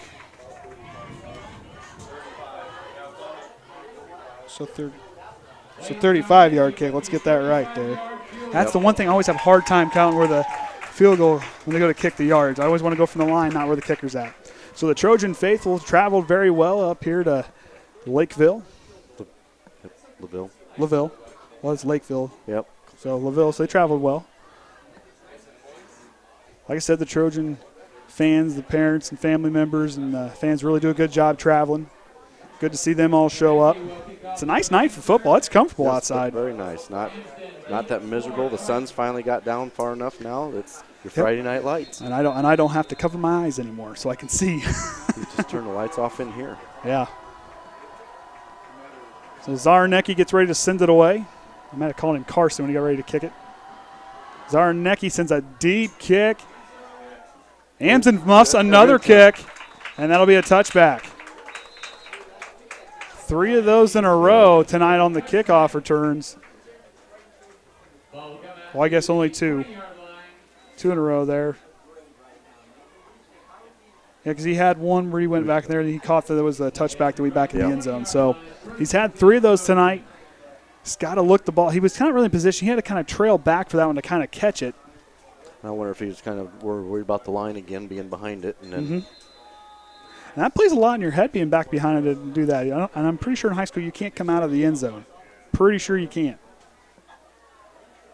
I might be wrong. If anybody's listening on YouTube, you can correct me, please.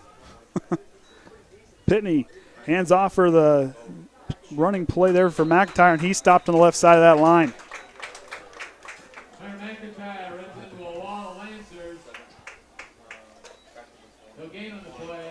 So no gain on the play. 2nd down and 10, 4:25 and counting left here in the second quarter as LaVille leading 38 over the Trojans. Oh, okay. got 38 people. So we got 30. So appreciate you, everybody, all 38 people watching. I know one of those is at my house because Danny wanted to watch and Michelle's got people over, so I think they're having to watch. McIntyre is going to lose some yards trying to bounce with the tackle. He'll lose quite a bit on the play. Looks about 2 yards on the play, not as much as I thought. So that'll bring down 3rd down and long for the Trojans. Out of bounds by Trent Brooks and Jimmy Fisher. Loss on the play. Back to the Triton 18-yard line. So for Triton, there's a lot of things they can learn here from this opening half. 17-yard line. They know what on defense what they got to work. I mean, the running game they got to stop. I mean, that's been LaVille's kind of thing. They did a good job covering the passes, really shutting those off. The deep passes done a good job shutting those off. They really need some spark play to get them going. So when they go into the half, they got something to build on. Oh, good catch by Cabrera. He's got a little bit of space. He'll try to get some yards up there, but it won't be enough for a 1st down. As he'll be about 5 yards short of the goal there for the 1st down. Good play by Cabrera. I mean, he's really starting to develop into a pretty good player. He's really I mean, I'll tell you what, he's kind of grown on me, a guy who didn't quite know we're going to get a timeout. So 4th and 5 now. So LaVille takes a timeout. That gets us down. Both teams have 2 of them remaining for this half. So as we said earlier, for the sports that happened this week, volleyball won a couple games. I'll tell you what, I am looking forward to calling a volleyball game. I've been watching, and I am so surprised. Okay, granted, I've never really sat and watched a volleyball game, so this has been a learning experience for me, but you turn down and you take a look. It's more technical than what you really think it is. It's not just hitting the ball back and forth. These girls and the different plays and where they can go, where they can't go, and the communication has got to be on point. Yes. There is so much to that. Yeah, watching last night, yes, it was quite a bit. Had to be in specific spots. And then the subs even. I haven't caught all the subs of where they can come in, where they can't, where they can be at. And I've been trying to read. It might be rough for me the first few times trying to call the game, but I'm looking forward to it. You need to find a former volleyball player. I think we might need to do that. I'm sure we can dig a couple of them up. I imagine there's a couple that can help us out. They're just snickering at us. I know. They're like, I ain't going to go up there and talk with that guy. I mean, come on now. Cabrera gets it just away, rushes the kick a little bit, and it's going to take a LaVille bounce, and it'll stay on Triton's side of the 50-yard line for Doyle and company to come back out. 3:42 remaining in the second quarter. I guarantee they're at home snickering. I'm like, I ain't going to go talk to this goofball. Like, what do I want to sit up there and talk to him for? But I'm sure I can find somebody. I'm willing to learn. I'm looking forward to getting to meet Coach Perry, and I hear she's a pretty good coach, and she's done a good job with the girls she's got. Looking forward to that. So here we go. Doyle and Company's going to get started from the Triton 43-yard line. We'll see if the linebacking crew, Kreft calling out. They're communicating to the lineman along the play. Westaver's seeing what he is from the second level. Snap by Doyle. Hands off to Pope. Pope's going to cut upfield. Breaks away from Kreft, and he'll get a big gain. Wilson in with Westaver on the tackle. Jacob Wilson is another one. I tell you, keep an eye on that young man on the line. He's a pretty good end and pretty good guy who can rush the passer from that inside spot. I mean, he does a good job getting through the line. He can get pressure, and he does a good job eating up those blocks to let the linebackers get in for runs. But LaVille, like I said, their running game and their special players are pretty good. Here, a little bit of pressure and a little bit of threw it off, overthrows Betcher, just enough out of reach. Ames then in on the defense, throwing the coverage there. So 3rd and 5 now, clock's running. Or not, that's stopped now, sorry. 3:12 remaining in the opening half. So like I said, next week we will be back at home, and that'll be we'll be hosting Caston. We'll be host Bremen, be at Culver, at Pioneer, at Judson, or host Pioneer, at Knox, and at Winnemac to round the season out. Doyle takes a snap out of the shotgun, 3rd down here. Steps up in the pocket, tries to throw it downfield to a window and finds Dill. He finds a hole in that zone, and that's going to be a LaVille touchdown, 38-yard touchdown pass for Doyle.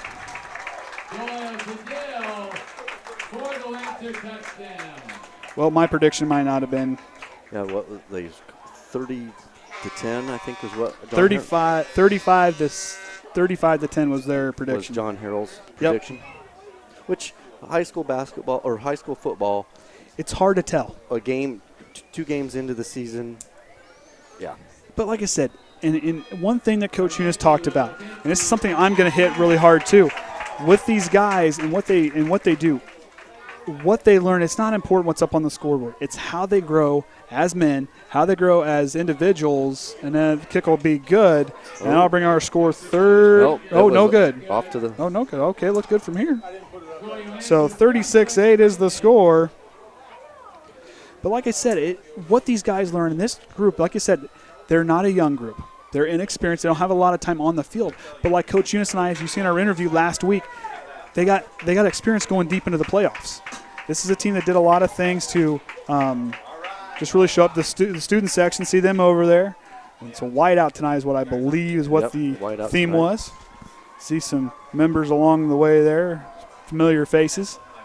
Like the fact that the student section always seems to show up and travel well. That is always good to see. So like I said, for Triton here tonight to learn, I mean, you're going to see a lot of these looks. When we play Culver, they're going to run the ball. They're not going to stand back and throw. This is going to prepare you for that. These skill players are going to prepare you against those teams we're going to be facing as the season goes on. And Triton, how they come back in the second half, is really going to tell how they can mature in their character, how they will step up and finish this game. But who knows? I've seen crazier things happen. A lot of things can happen yet, but Triton, I just want to see him keep finishing hard and finish strong. Zarnecki with a nice kick back to Amsden, and he'll wisely let it bounce into the end zone. Yep. And that'll be a touchback. No choice on that one. But catching it or not. But it was smart for him. I mean, he read that. Like right there, there's a learning experience. He's like, okay, I made a few mistakes. He saw where it was at, knew he couldn't really get a play on the ball, and he just let it go out of the end zone. That was a smart play by him. And like I said, the line has done a great job tonight really protecting Pitney. He has only had 1 sack, and he hasn't really gotten hit. But the running game, we had some good runs early on, but a lot of things have kind of stalled here as the game has gone on. But once they kind of get their win, this team can do a lot of things. There's a lot of playmakers, but the line's got to really open things up for that run, to really open that play-action pass up for Pitney, as he's played well here thus far. So here we go, Pitney, play-action fake. Oh, no, he faked me out. Hands off to McIntyre. He'll try to get past the line of scrimmage. McIntyre ran the ball really well the week ago. He's had some pretty good runs here tonight, but he has just been caught up. He hasn't made it past that line of scrimmage very often here in the second quarter. But that's just a testament to what the LaVille line's doing. They're getting a lot of penetration, especially Alvarado, and then Jake Martin, 2 guys have gotten a lot of penetration. They're off the line for LaVille. They got 3 down linemen. Single high safety Zarnecki. They were going to go and hand it off again to McIntyre, and they're going to get in and stop him for no gain on maybe a loss on the play. So that'll bring up 3rd down and 10, a loss of 1 on the play. Now moving back to the 20-yard line. 2 minutes and 10 seconds remaining here in the second quarter. LaVille leading the way. Schumpert, Nate Amsden, and Tyler Amsden here on the near side. 3 wide receivers right. Cabrera solo left by himself. McIntyre on the right hip of Pitney. Pitney takes the snap, tries to go over to Schumpert. Schumpert's got a little bit of space, and he'll try to get in, but a big hit by Fisher on the play. Pass complete to D'Angelo Schumpert. So there we go. Bought it. He got some good distance, but the kick team's going to come out. Eunice is going to elect to send it away with 1.5 minutes remaining in the half. Hey, Cabrera's done a good job kicking the ball away, but for Triton, they've got it. That special teams has got to stand up tall here and really shut down these returners. Like I said, Dylan Watts are very fast, guys who can really. We've seen what they've done here thus far tonight. They did it against Bremen. LaVille, they're looking like a team that's going to be a tough team to beat. They're going to have to take on, I believe, next week. Very good. Okay, going to have a timeout. They're going to go down to Pioneer. They're going to host Pioneer, I believe. They're going to host Pioneer here next week, so they'll get to see the defending 1A state champion who lost last week to Lewis Cass. But like I said, for Triton, we got our upcoming schedule, and we'll have the ones that are listed we will have up for live stream. So check those out. Even, like I said, the three home games left, so Trojan fans, show up for those. Like I said, the weather's been great thus far. Let's hope it finishes out great for home games.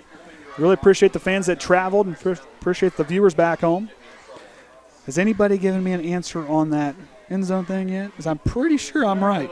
I don't see anything. Like I said, if you want a shout out on YouTube, put it on there and I'll give you a shout out. So here we go. Cabrera to punt. Dill and Watts back to receive. Almost blocked it again, but good kick. Dill will get there, and he'll have another open space. They overshot him. Dill still on the field, and there's going to be a flag on Triton, I believe. Dill on the return, there's a flag on the play. They're going to call it back. The Lancer fans did not like that one.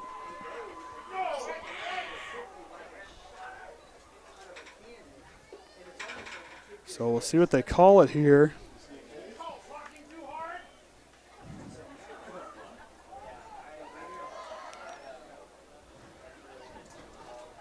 So they're going to call a personal foul against LaVille. That was against the Lancers. Personal foul. So the officiating crew's been busy here tonight for kind of both teams.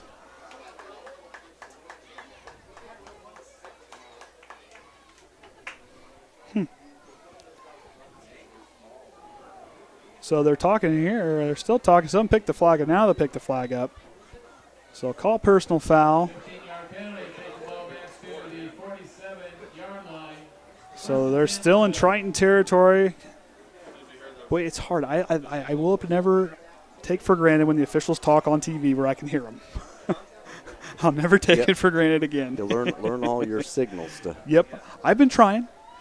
I just like to hear their discussion on why they did what they did. Yeah. Cheat sheet, if you will. So Doyle out of the shotgun, 2 wide receivers split to either side of him. Yep. Watts in the backfield. Gonna send Betcher in motion. He'll go left to right. Here's a snap for Doyle. High snap. Here comes the pressure. Throws it deep. Rush the throw. Overshoots him. Amson just a few steps behind. He was trying to go to Mangus on the play. Not there. Zarnecki warming up on the sideline. Might have a chance for a kick here as the quarter will wind down, I believe. The Lancers have 2 timeouts remaining here. 46 seconds remaining in the ball game, or in the first half. Like I said, check out some of our stuff. So here we go. Drew Stichter. He needs a shout out. Now, he wanted one at the end of, or I believe it was Aaron. Little brother wanted a shout out from last week. So we got Drew Stichter. I'll give him a shout out. And he can also, if he's listening, he can show up to a game and I'll throw a headset on him. That was a lot of fun last year against Winnemac when he came up and talked with us there. So Mangus is going to make a man miss on the pass play, and he's still moving. And Triton brings him down there. So appreciate you listening, Drew. Like I said, if you're ever in the vicinity, I won't say no to putting a headset on you if you come back to visit. Did a great job.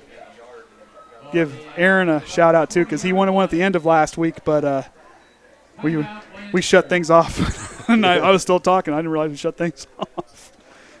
So there will be a timeout taken by the Lancers with 32 seconds remaining. It'll be third down and 3 coming up. Like I said, have some stuff going on this week for the sports schedule. Had some things kind of get moved around from the rain, kind of causing some issues at the end of last week. That's the 2 tennis matches that you'll see there. As the varsity boys or the boys tennis teams will be playing on Tuesday and Wednesday. Well, the first game is home against LaVille. The next one's at Plymouth, as you'll see there. And then they'll be there Thursday, 3 games in a row at Whitco. And then they'll be hosting Bethany Christian on Saturday. Of course, like I said, fall homecoming will be on Friday for that game as we host Caston. The volleyball team for the varsity will have a game Wednesday and Thursday as they'll host Knox, be at Culver Community, and then they will be at Culver Academy on Saturday the 7th. And then, of course, Monday the marching band will be in the Blueberry Parade. That's this weekend. It's hard to believe it's September already. Cross country, they won last night. Cross country, they won. That's right. That's the first Trent they've been able to win. And, Trent was giving me a hard time on the way here tonight. Don't push me. There are things I will try, and if I broadcast a cross country match, I'll figure it out. I'm sure somebody's done it. I might. Hey, I'll put my name on the map. We have taken a drone. Put us on the map. We did take a drone a couple years ago down to Potawatomi and do it. So Doyle now the shotgun. He'll go here. As the time winds down, he'll go across the middle, and bet you'll get it. Gets a hard hit. Good hit by Keegan Westair to bring him down. Clock still running 20 as the first change will stop. We'll stop for the moment. They're going to get that hurry-up offense going. They'll stop until they get things set. Doyle now out of the shotgun. Oh, knocked away. He fumbles it. Ball's on the ground. He's going to stay on his feet. He's going to try to get something out of nothing. Doyle goes up, and he's going to get hit on the play. Trenton Kreft in on the tackle. And we'll get another timeout, LaVille. That's going to probably set up. They might let Zarnecki come out and take a shot. We'll see what happens there. But like I said, looking forward to a lot of things. Watch here. You see the snap. I'm not sure. It looked like he might have just misread it. So he went back to throw it, and it just slipped out of his hands. Now he works for – watch Trenton Kreft at the end of this play come in here and size him up and take him down. Good form tackling by Trenton Kreft to bring him down, the senior. A lot of fun getting to talk to him. I got to talk to him during basketball season and hear him talk about football. He's a lot of fun. I mean, Trenton's a real good man, real good leader. And this is a guy who, like I said, these two, when talking to him and D'Angelo, how important it was that senior class from 2 years ago, then last year's senior class, what they left, and they're trying to keep that legacy going in the locker room and on the field and with the team. They're trying to keep things going, and that is just so much fun to see. And it's great to see that camaraderie and that chemistry is there for this Trojan team, because this season they're going to need it. As like I said, different look on things. It might be a little bit slow for everybody, but like I said, this team is going to improve. This team has got a lot of pieces that are well. They may not have all the field experience, but this team is going to grow in a good direction. Don't count them out. They're a tough football team. Once they get their legs underneath them, they can really improve to something down the stretch. So Doyle now out of the shotgun. Leave Watts on his right hip. Here's the snap. He'll work back. Quick hitter on over to Dill. Dill's got the ball, and he'll go out of bounds. That'll be 11 seconds on the play. One out, stops the clock.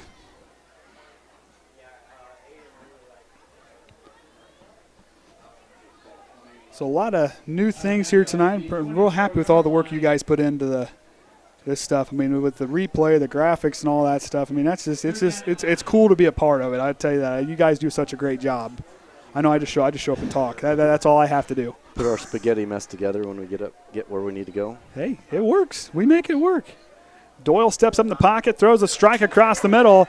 Dill's got it, and he'll get inside the 5-yard line. Clock's running 4 seconds. It'll stop because it's a first down. He's going to try to go up there, and he's going to spike it here. Hang on. Will he do what Dan Marino did with the fake spike? Nope, he'll spike it, and they'll have 2 seconds on the clock. Enough time for Zarnecki to come out and line up a chip shot field goal. That was a strike to Dill.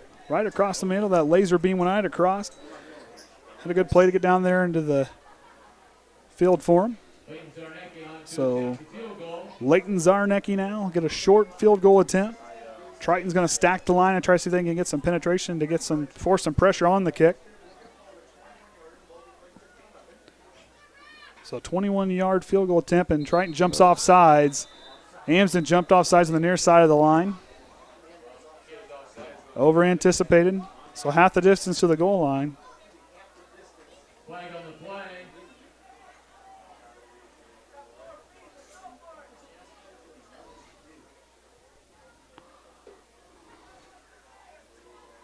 So they're having a conference of what is going to happen here from the kick. LaVille will Penalty against Triton. that could be a cost. So when they're going to stack the line, watch for a fake. Might be just close enough that they might. Well, look right there. Doyle's in up there too. So see, there could be something. But Zarnacki with 20 seconds to kick it on the play clock.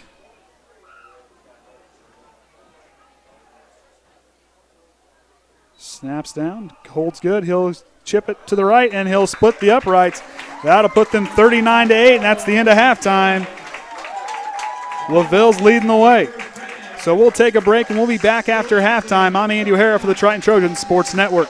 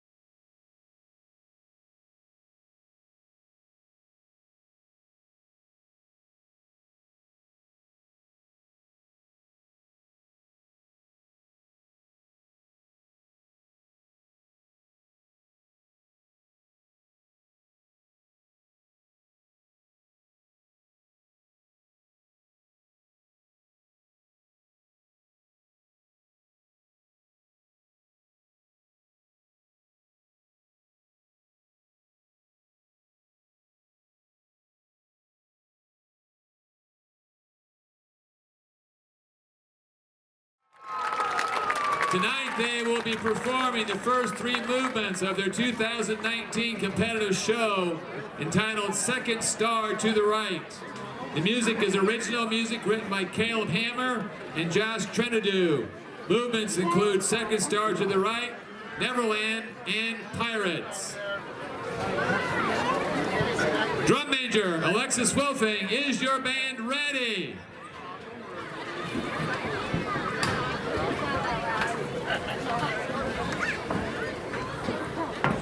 You may take the field for halftime performance.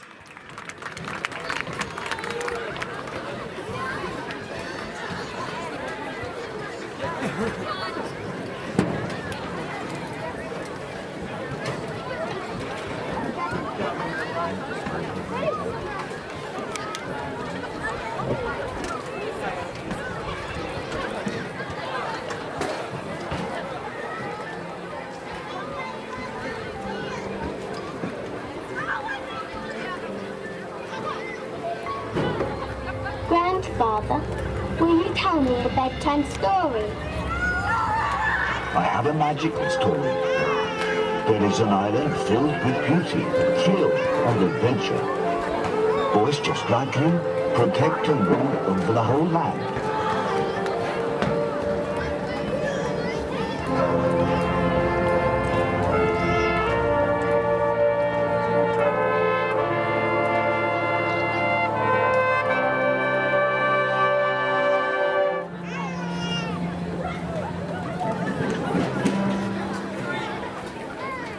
Brilliant! How do you get there? You fly. See there? Second star to the right.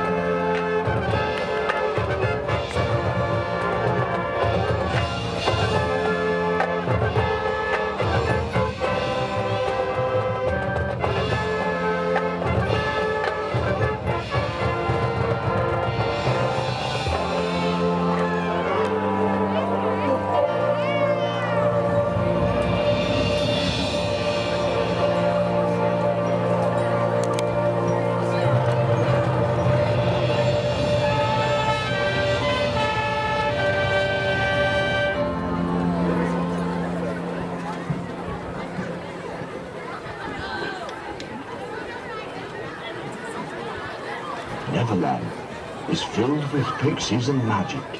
Forests are towering trees, waterfalls, and meadows with flowers.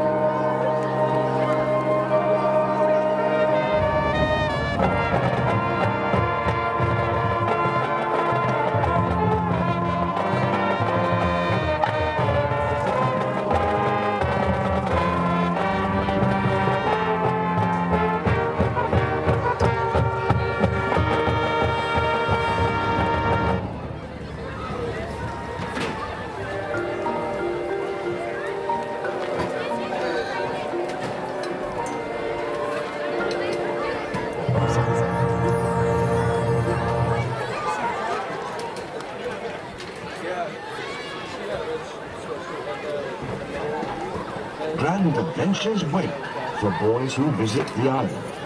Some say the most daring, exciting, and dangerous you'll find, the pirates.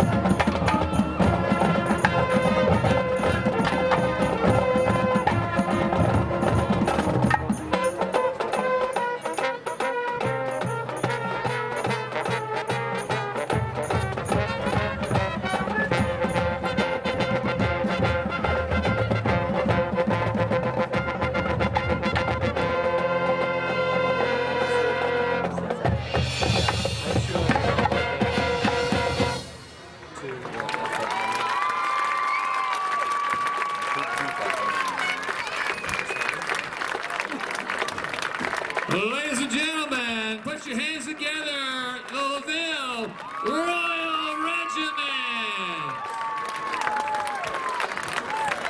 Solos for tonight's performance is Lauren Harville. Winds and Front Ensemble music is written by Caleb Hammer and Josh Trenadue. Battery score was written by Tim Gunderson and Chase Tompkins. Drill design is by Nicholas and Danielle Lino. Color guard work was written by Kaylee Obert. Color guard instruction is by Olivia Urban. The Royal Regiment is under the direction of Mr. Nicholas Lino.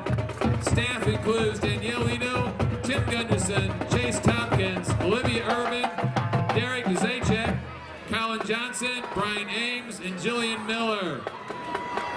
LaVille Royal Regiment would like to thank Hoosier Racing Tire, TJ Maxx of South Bend, Overstock Central Fireworks, and First Source Bank of La Paz for sponsoring our marching band program. We would not be successful without your generous sponsorships. A huge thank you to all our band parents and helpers. We also like to thank Mitchell Mayhorter, Nate McCann, Michael Edison, and Zach Moore for their continued support with our program. LaVille Royal Regiment will marching in the Blueberry Festival Parade on Monday, September 7th.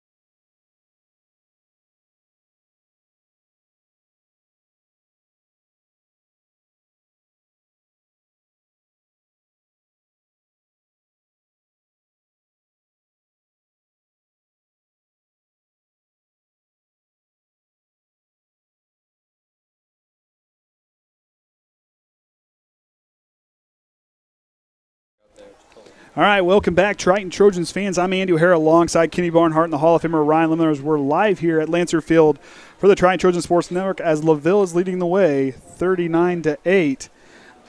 Oh, man. Kenny, I'll tell you what, I really appreciate the graphics. I'm sure Danny's getting a kick out about that at home. She gets to see, oh, that's Dad's name.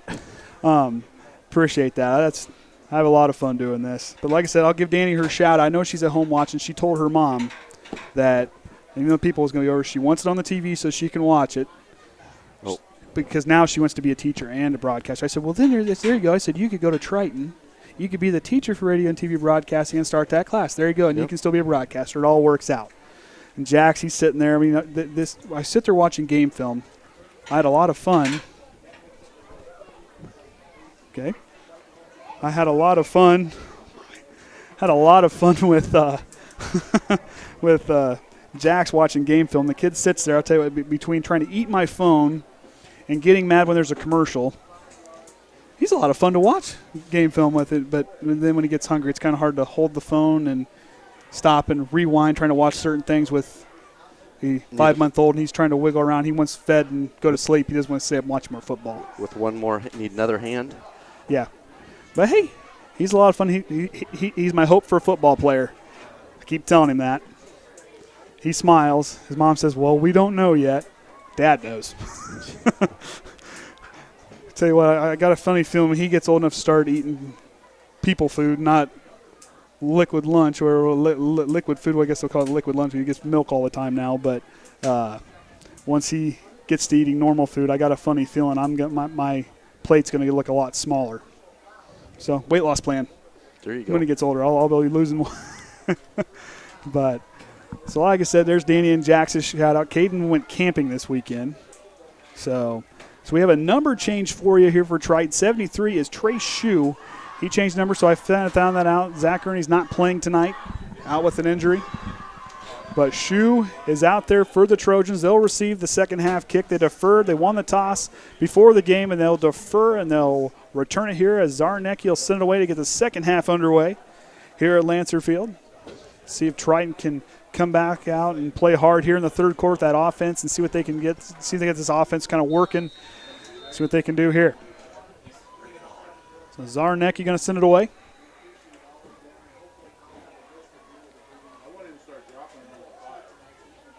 And here we go. So Zarnecki sends a line drive back. Amson will receive it inside the 5-yard line. Here he goes. Q's on the way. Q's going to kick inside, and Q has a good run on that one. Quentin Amson got a pretty good gain on that one. Start around the 5. It got about a 23, 22-yard gain on the play. Good job by Quentin Amson. Really, see right there, he improved. So there's things that they're learning. That's a positive thing. You know, and this is a game where you've got to ignore that scoreboard. How these guys come out being down and how they answer coming out of the second half will really tell how these guys, they'll really mature these guys really fast. It'll grow them up a little bit. They'll get there. These guys are talented. They're a good group of kids. They're a hardworking bunch of kids. They're going to fit. These young men are going to get things figured out as they get ready. Pitney gets ready to work out of the shotgun. 2 wide receivers split to either side. McIntyre on his right hip. Here's a snap. We'll see that offensive line. Good protection. Tries to drop it into Amson. Almost intercepted by Fisher for the Lancers. He gets in there. Comes at the very end. Pitney kind of stepped up. One thing, the line just needs to dominate a little bit more to get themselves set. Shively out there, the right tackle. Reichert next to him. Farrell the center. Lemler as the left guard, and Wilson as the left tackle. See what they can do here against that 3-man front. Here's a snap. Play action. Nope. That's going to be a play up the middle for McIntyre, and he's going to get stopped at the line for no gain. He's done a lot of ball carry, but he just has not got the momentum of getting across that magic line. You know, it's just right there. LaVille just does a good job when they just eat up those gaps and just shut off the running lanes for the runner each time. And you know, it's been a tough go, but this is a good thing for these linemen to learn how we can do to open up the runs. We're going to be facing some good teams here the season goes out. We've got to figure out how to get ourselves open up for that run. Here comes the pressure. Pitney's going to unload for Shumpert and just kind of a little inaccurate on the throw there. Shumpert kind of ran in. The ball went outside on that one.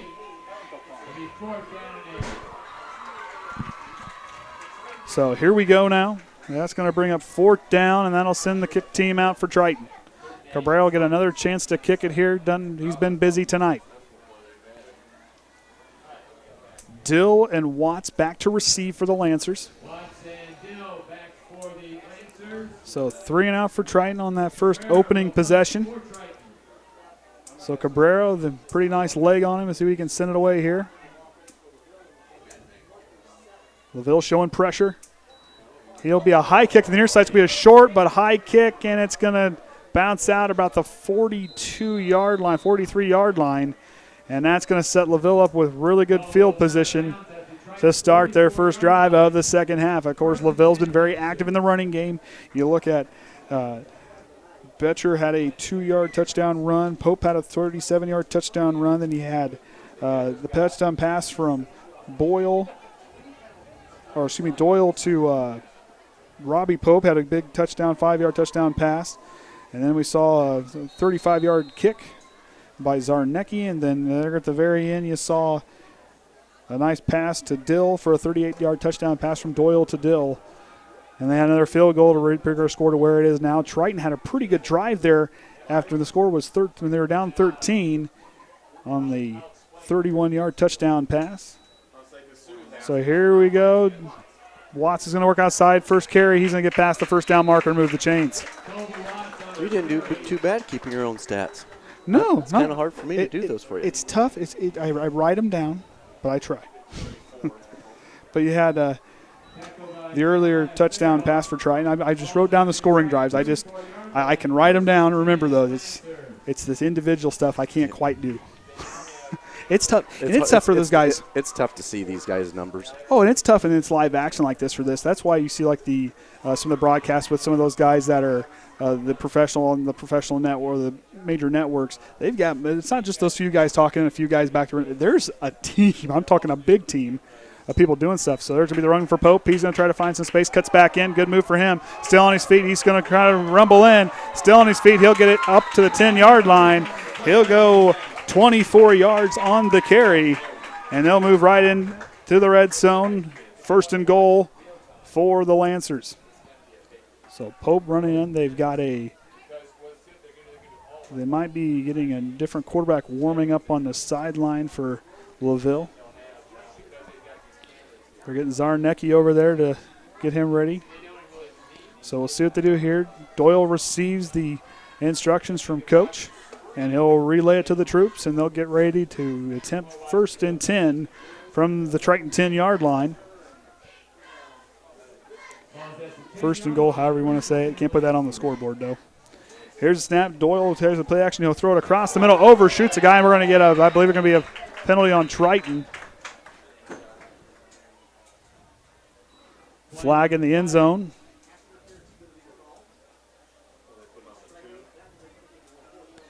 So pass interference on Triton on that one. A lot of flags on the play.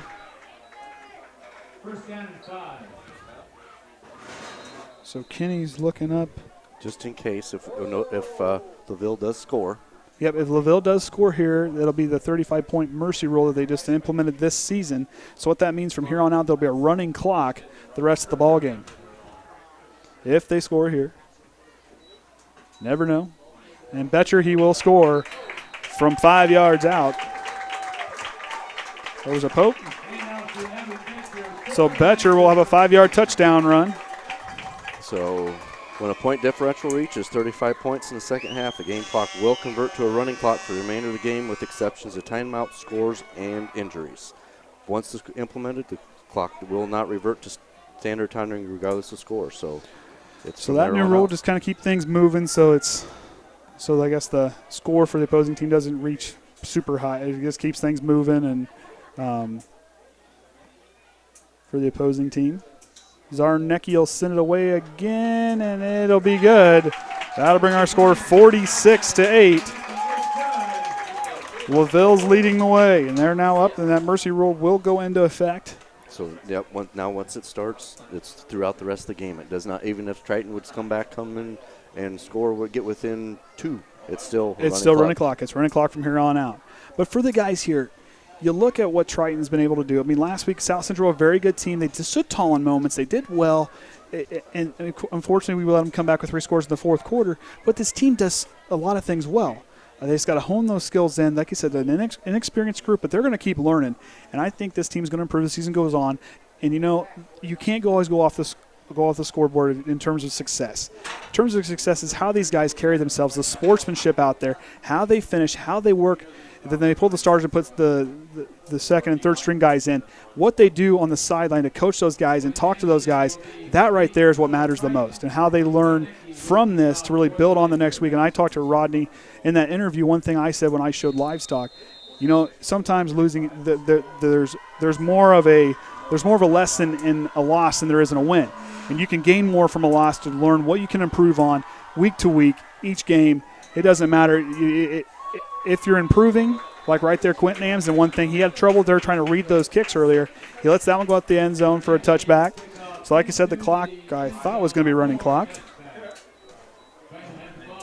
Well, I think it's now once they get to hike the ball now. Okay. So change of possession when they do that is when they – okay. So, but going off of that saying, like I said, with how things go, with what to learn, and I understand from a standpoint of, success you can judge by wins and losses and what's on the scoreboard. But what this team can do, learning what the teams do and how they improve, is what really matters most. And how these guys are a great group these are a great group of young men. They're only going to get better. Don't sleep on them. They'll only improve as the season goes on. Pitney now hands off the ball to McIntyre. He has some space. He'll work his way up a little ways, and he'll get a decent short gain a pretty good gain there on first down. That'll bring up second down now for him. But like I said, a lot of the lesson you can learn from football. For these guys, like I said, an inexperienced group. But like I said, an inexperienced group and what these guys bring to the table and how they learn. These are the moments you learn from. You remember a season ago, Triton blew out South Central.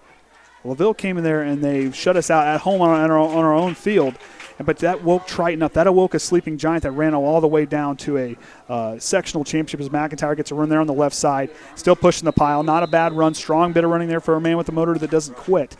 But you look at how things go and how this team learned last season. That was the wake-up call, and this team just awoke, and they got better as the season went on. And we're going to get a timeout. They're trying to get him to stop the clock. So it's a new rule. They're going to keep learning it. So I guess when you move the chains, must let them move the chains and then start it back up. Then start the clock. This is a new rule, so it'll be probably a little bit of a learning experience for the officiating crews out there as well. So 2 backs in the backfield, masked back there with Trenton Kreft. Here comes some blocking, going to try to fit in the window to Shumpert, and Shumpert's going to get popped hard. An incomplete pass. Fisher comes up and lays a monstrous hit. Watch the hit here. Shumpert had a play. He had a beat on, but Fisher knew where the ball was going. He read the quarterback's eye, steps up and laid a hit on Shumpert where he couldn't hang on to it. It might have been enough play where you could have ruled that a fumble, but they'll rule it incomplete. Second down and 10 now. Their own 30-yard line. We're trying to set up shop. The team just now needs to say, okay, we know what's on the scoreboard. We know we can't change that fact right now. One thing we can do is fight hard for the rest of this game and learn and just try to improve and try to find a way to move the ball against this team. Mass will get it on the pitch, and that might be a loss of yards on the play, a few yards on the play, and that'll put them back and bring up third down.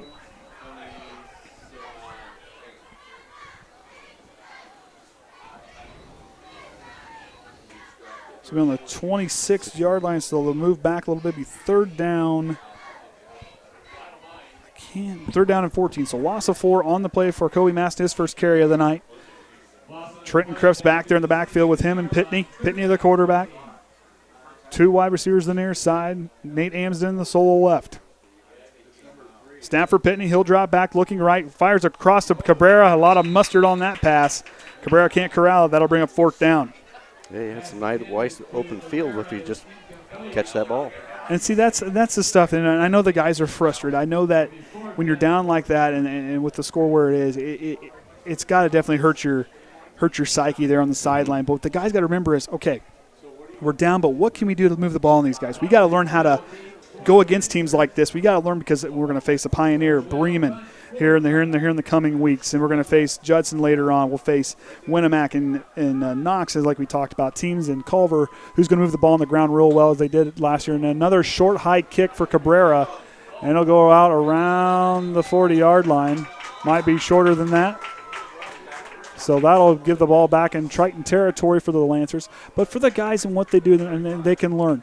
These guys, there's a lot of potential. I mean, we're good at covering sometimes in the past. Our backs are there's tonight those outside runs. You fortunately don't have a Ty Orson, a guy on the outside, or a Delano Shumpert to kind of come up here and quick and kind of shut things off. But our wide receivers, if you're watching the outside runs, are getting blocked really well downfield, so they can't really make a play. So the safeties are getting there, and we're just not as fast as what Dill and Watts are as they get to the outside and they get open runs. We can't run them down from behind right now, but that's where they're getting some good blocking downfield. I mean, they're playing better. It's not that we're playing bad. They're just playing better. We're having a hard time on the line. We're not getting the penetration we got a week ago. Their offensive line's a good group. So for Triton now, they need to find a way to make some plays. These young guys need to find a way to get moving on the line and get some pressure and get up there and stop the run. And that'll be a nice run for Paul DeWitt, the freshman. Has a big run there on first down. So the freshman there gets a good run on first down. And that's going. Owen Smith now, I believe, is playing quarterback. Or excuse me, I believe Zarnecki's playing quarterback. I'm sorry, I didn't catch that earlier. So Zarnecki is going to play quarterback the rest of the way out possibly. He'll be back there in a split backfield with Betcher is back there. So work out of the shotgun. Here's the snap. Hands off to Betcher. He'll go for a run. He'll spin out of the tackle, and he'll get himself all the way up inside the 10-yard line on a run there. So two pretty good runs for DeWitt, and Betcher moves him back inside, almost back to the 10-yard line. So 2nd and 1. Riker checking in to go along the line. Wilson's going to come out. So they'll have 4 down linemen. Trying to find an answer to stop this running game. Like I said, LaVille's a pretty good team when it comes to running the football. They showed that last week. They showed it a year ago. They're a tough football team, and they're going to be a tough out the rest of the way out. But for Triton tonight, a good learning experience for them. And there's going to be a good run by DeWitt. He'll find the corner, and he'll punch it in from 10 yards out. They're back on the board again.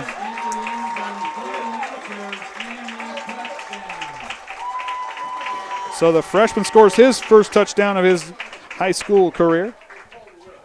So Paul DeWitt gets his first touchdown as a Lancer on the varsity side of things. I don't know about JV, but varsity, I know he didn't score last week. Yeah. So, but like I said, for Triton tonight, this is going to be a learning experience. We'll see what they can do. LaVille's a tough team. I mean, this was a test. This is a moment for us to. I mean, this is where you have to grow up in these moments. You got to take your lumps. Sometimes it's easier said than done most times.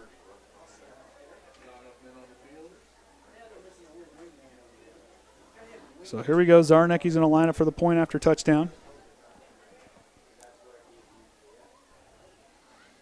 Snaps out. Ball's down. Holds good. And it'll be no good. Wide right. So that'll bring our score 52 points for the Lancers. As they're looking to go in with this win to move them to 2-0 next week. Triton will take on Caston, who's playing North Judson tonight. We'll face them next week at home for the fall homecoming.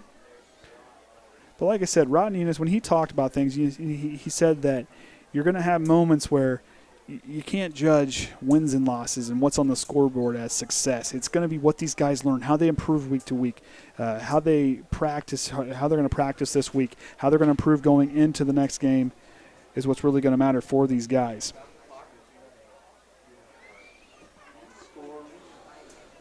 So here we go, the kick team out there, or the return team out there. Amsen back to receive. Zarnecki will send away. He sent quite a few out the end zone. Q's had some, when he's got a hold of it, he's gotten some pretty good runs. He's a good, quick runner. once again want to thank the LaVille Lancer Athletics Department and the coaches and everybody up here in the press box for their hospitality here tonight. Really appreciate their help getting us kind of up and going, and the food and everything they provided was very awesome of them to do that. Great hosts, always have been. Really appreciate it. Zarnecki sends it away. Back deep, and Amsden will wisely let it run out of the end zone. So the clock will start running here. I was just looking. I hadn't seen how many seniors we had on our team. It looks like about 10 seniors. Yeah, so the class isn't as big as last year. There's some really key guys that played as juniors last season that are up on that spot. But then even looking at what juniors, how many juniors we have to get the experience even for next year. Yeah, exactly. And we got a good crop of freshmen that came in. There's a lot of kids that are up and coming that they're gonna have some good players at their disposal. And like these coaches, this coaching staff's great. Getting to know what they do and how they work with the guys there. They're more worried about growing these guys as men and stuff off the field. I mean, they just get to play football on Friday night, but the important thing they do is off the field when football is not being played and teaching these boys how to be men. And that was the first thing that Rodney Una said in the interview. He wants them to be men, and that was the first thing they talked about, what it means to be a man, and just how they teach and how they care about these guys is just awesome. Almost intercepted there from the pass from Pitney. Jumping in front of it there was Trent Brooks. That goes back to, and that's kind of a whole football general, that mentality, because you start seeing, I don't remember where it was at, but the football coach took the team out, showed them how to change a tire on a car. Oh, yeah, exactly. And, teaching these guys what they do, I mean, and you got to remember out there, these are kids. These are high school students. You're not watching guys that are playing on Sunday right now. You're not watching guys that are playing on Saturday. Because some of these guys play on Saturdays, yes, and at the next level. But at the same time, you're watching these kids really learn and grow. And the most important things as us as fans is to let them go out there and learn, take their lumps, and learn from those things. And as you can attest to as an adult as I have, there's been moments in our lives as being adults where we've had to learn from those lumps and those tough situations and how to react to them in the proper way to be a man, and how to do certain things the right way. And when things get tough, you just can't throw in the towel. You just got to keep going. And the work ethic as an adult to make a living for your family and stuff like that. These guys here, this stuff here is just the foundation to get these guys started as they grow up and as they grow into young men. So good completion there for Amsden. So Tyler Amsden will take it up. That'll bring up 4th down. So 30 seconds left on the running clock for the rest of the ball game. LaVille leading the way here at Lancer Field. I think that's great, teaching them how to change a tire. But not necessarily that, but work together, all of them focus. Yep. Bring them. Just another activity. Exactly, how to bring them together. And we talked, like Coach Eunice, with the run they did at Summerfest. I can't remember the name of it. I'm sorry about that. If I remember the run there that they did. And, they're going to keep doing that, being part of the community. And, the community's involvement is so important to these guys. That's the end of the third quarter, so 52-8's our score. But like I said, the community involvement for these guys and growing these young men, whether they're a family member or not or whatever they are, if they're just you're just a fan that's in the community and you just enjoy watching football games, these boys need our support. Yeah, this was a tough game for them, but I'm proud of how they're still competing. They're not giving up. They're not out there just throwing in the towel and saying, you know what, let's just get out of here. They're still fighting hard, trying to find a way to get the ball to move. They're still working hard at it. I'm sure you'll see some more underclassmen get here and play in the fourth quarter, but for these guys and what they're attempting to do, it's not easy to go out there. I mean, I'm sure as a high school kid, I didn't play football in high school. I got to broadcast. I had some friends that played. It's tough going there week in, week out and try to go against different competition and different guys, different looks. I mean, it could change on a night. You could have a good week and make things different, or it can be a bad week and shows out there on the field. But like we said, this week we had some success. We had some success on the volleyball court. The girls won 2 out of 3 games this week. Brought the brooms out the last 2 games against Argus and Bremen. Brought the brooms out, swept those 2 teams. Looking forward to calling those games. The tennis had some games this week. Some of them got pushed into the next week for that. And you said that the cross country team had some success this week. Looking at the junior high football, they got away with a win there. Forgot about their shout out. They got a win this week. A low line drive kick, and it'll come up here on the near side for Cabrera. Looks like he's just trying to get that figured out, like different ways he can kind of trying to get that kick off. I mean, there's a lot that comes into a punt. The nice thing is we're behind glass. I don't have to worry about catching the ball. Exactly. Not we still have some time before that happens. I don't know. Did you have to worry about that for volleyball? Is that No, we didn't have it. I was surprised, and we even me and Orion was we didn't announce it or anything, but we did have some balls even with the baskets up. The balls did hit the basket, and we figured it would be out of bounds. They played on. Really? Yes, we figured once it hit any obstacle, it was going to be out of bounds. I'm gonna have to find a volleyball person, and we're gonna have a sit down chat so they can explain this to me. I mean, I've learned enough. I've learned some of the positions, but that's interesting. It went off the basket, and it still was a live ball, and it almost made a basket on the basketball basketball hoop. There ought to be points for that. But no, like I said, looking forward to calling volleyball and just proud of all these athletes. The girls golf team, they were in action this week. Of course, Summerfest, the band will have a thing here on Monday. We'll have an Abigail Powell, or a recent graduate. She'll be Miss Blueberry. Yep. Very nice young lady, let me tell you. And plus, I got a soft spot for her. She shows sheep, so Abigail's one of my favorites. She shows sheep. So, got to see her lambs at the fair this year. We made a trip out there. Yeah. That was one of the fairs Jack's got to go see. And he'll get brought down there on the short carry for LaVille. I believe that was DeWitt on the carry. Nope, that would be number 11, Owen Smith, the freshman on the carry. Short gain. And 15 now, second down and 15. The running clock, 10 minutes remaining in the ball game. I'm Andy O'Hara alongside Kenny Barnhart and the Hall of Famer Orion Lemler for the Triton Trojan Sports Network. We've got Margo out there running the camera for us tonight. I think Orion's helping her out there. He's out there on the. I haven't seen him very often in here. And he'll be happy. I haven't gone into the red at all tonight either. I made sure I turned it down again this week. So, big run there for, looks like that was DeWitt on the carry. A couple pretty good freshmen there for LaVille. They'll learn this offense and really grow as they get older.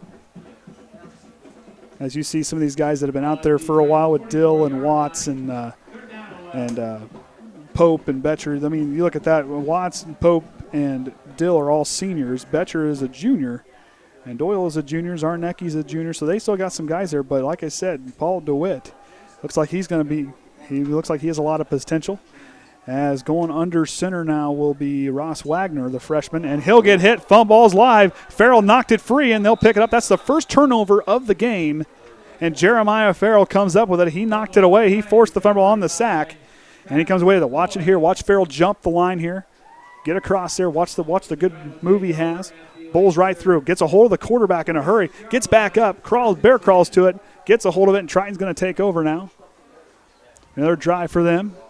Good play by Jeremiah Farrell. Like he's another guy with a high motor, a good high-energy player that can really improve, and we'll see what he can do. Pitney's still out of there, so we're going to see. They're going to get these guys, these first-string guys, some work out here to see if they can find a way to penetrate this defense. Of course, they have some of their some of their reserves in right now, but for trying to go out there and learn how to move the ball, find a way to make it work. That line's going to get some experience. As Wilson Lemler on the left side of the line, Farrell to snap, Reichert and Cam Shively, the freshman on the right tackle spot. Two wide receivers split to either side, one back in the backfield, and that is then a quick throw over to Amson. He'll try to find some speed up the sideline. He gets a good catch and run there for him, trying to find some points to put on the board. So move the chains on that one. Nice play for Triton. Amson got a quick screen pass quick pass to the outside. He took that one a ways. So first down and 10 on the 34-yard line of LaVille. Following the quarterback strip sack by Jeremiah Farrell. Gavin Ness back there on the left tip of Connor Pitney. Two wide receivers split to either side. And he'll hand it off to Ness, and Ness will get on the sweep play right. He'll cut back in. Good move there by Ness. Gavin Ness still on his feet, and he'll get through a big hit at the end of the play.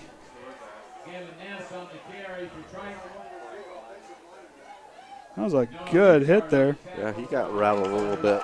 Yeah, so Noah Richard with a big hit, the freshman there. There's some potential there for LaVille. So I'll bring him second down.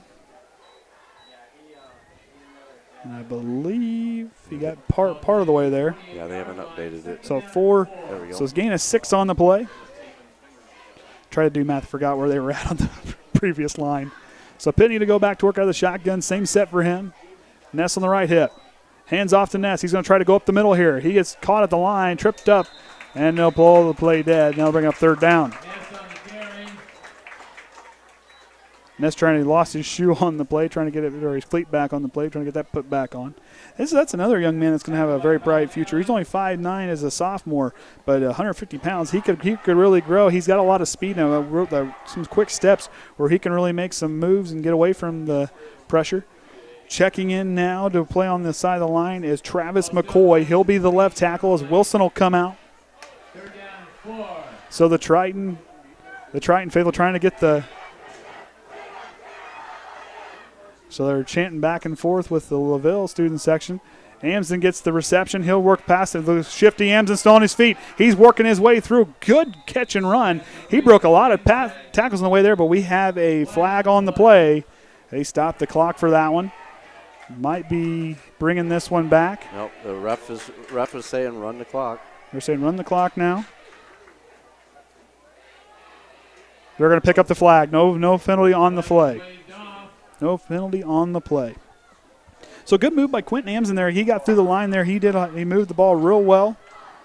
Broke a lot of tackles. That's one thing where I was teasing him before we did the interviews. I said, well, finally you're going to play football. I said, dude, as much speed as the wheels that he has, it always shocked me why he didn't play football. But he said, well, I'm through a senior. Might as well give something else a try. And but like I said, watching him play basketball, he's a quick player. His quick feet on this kid, and he's showing it off there. He really translates the football field just as well as he does on the hardwood. So here we go, Pitney out of the shotgun, same set. Ness with the play up the middle, and he'll rumble forward, get inside the 10 possibly, and does. So good fair first down carry there. He'll get inside the 10. Tackle by Noah Richard. Noah Richard on the tackle, freshman. Sounds like he's got some fans out there on the field. Second 5 yards on the carry. Really impressed the Triton student section over there. It's still where we're at. They're still fired up, chanting back and forth with LaVille's. They're I don't know what you want to call it. See who's got more spirit on either side. Who can get louder? The rally back and forth. There you go. Cabrera now on a quarterback. Hands off to Ness again. He'll try to fight forward. Might have lost the football. Nope, he hangs on to it. Everybody was jumping around in there. I kind of thought we might have had a turnover. So that'll bring up third down now from the LaVille 7-yard line. Connor Pitney looks like he's done for the night. So Cabrera, the junior, is in at quarterback. He's a gamer. I'm telling you what.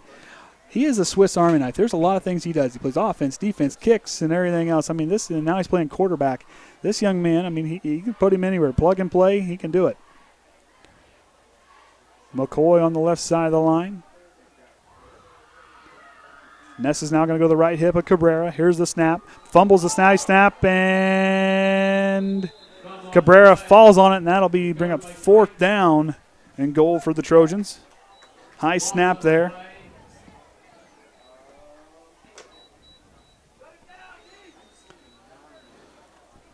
So Trey Shute out there playing left guard next to McCoy. Farrell still snapping it. Down there as well with them is Josh Lemler, the 5'7" freshman next to Cam Shively, a young man who's just going to only improve.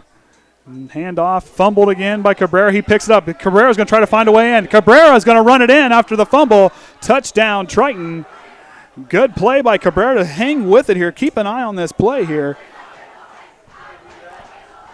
You have to see our internet's getting in and out, so we're not sure how great So watch the ball pops out there. Watch Cabrera. He hangs with it. He still used that speed and athleticism to get to the outside. Good run by him to make something out of nothing to create that mistake. That's one thing right there. You look at how people improve and how kids improve. Right there is one of them. Sorry about the internet cutting in and out there, as Kenny said.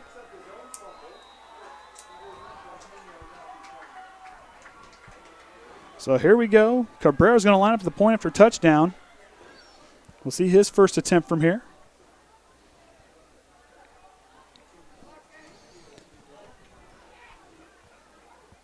Ball's down, kicks up, and he'll bounce off the left upright. No good. And that'll bring our score 52-14. Triton is on the board.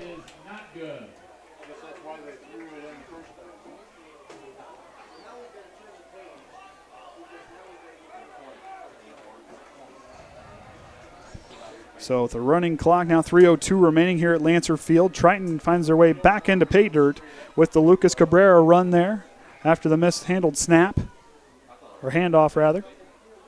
So proud how this offense kind of came back out, and then of course Jeremiah Farrah forcing that on the strip sack, picks up that fumble recovery and moves it back. Gives Triton a chance on offense to move it down there, and some pretty good running by Quentin Amsden. Some pretty good plays there for Triton, working their way down to the goal line. So a lot of things to improve on from this week, but a lot of things to take positive away. The guys never gave up. There's some pretty good plays on offense. We just kind of got to find our way. The offensive line kind of, they had their issues, but like I said, you got to remember, these are high school kids still learning the game. These guys that don't have quite the playing time, they're going to improve. These, like I said, don't sleep on this team. They're going to get it figured out. And when they do, I'll tell you right now, you better have all hands on deck because they're just going to get better. Farrell now is going to get ready to send it away. They're going to move up his other kicks, and he'll squib kick it here up the middle and a bounce. And they'll pick it up there, and I believe on the far side, they said earlier it was James Betcher was the one who the return. So James Betcher on the far side there. So they'll go out there and reset again. They'll bring freshman quarterback Ross Wagner out. Will lead his offensive set out.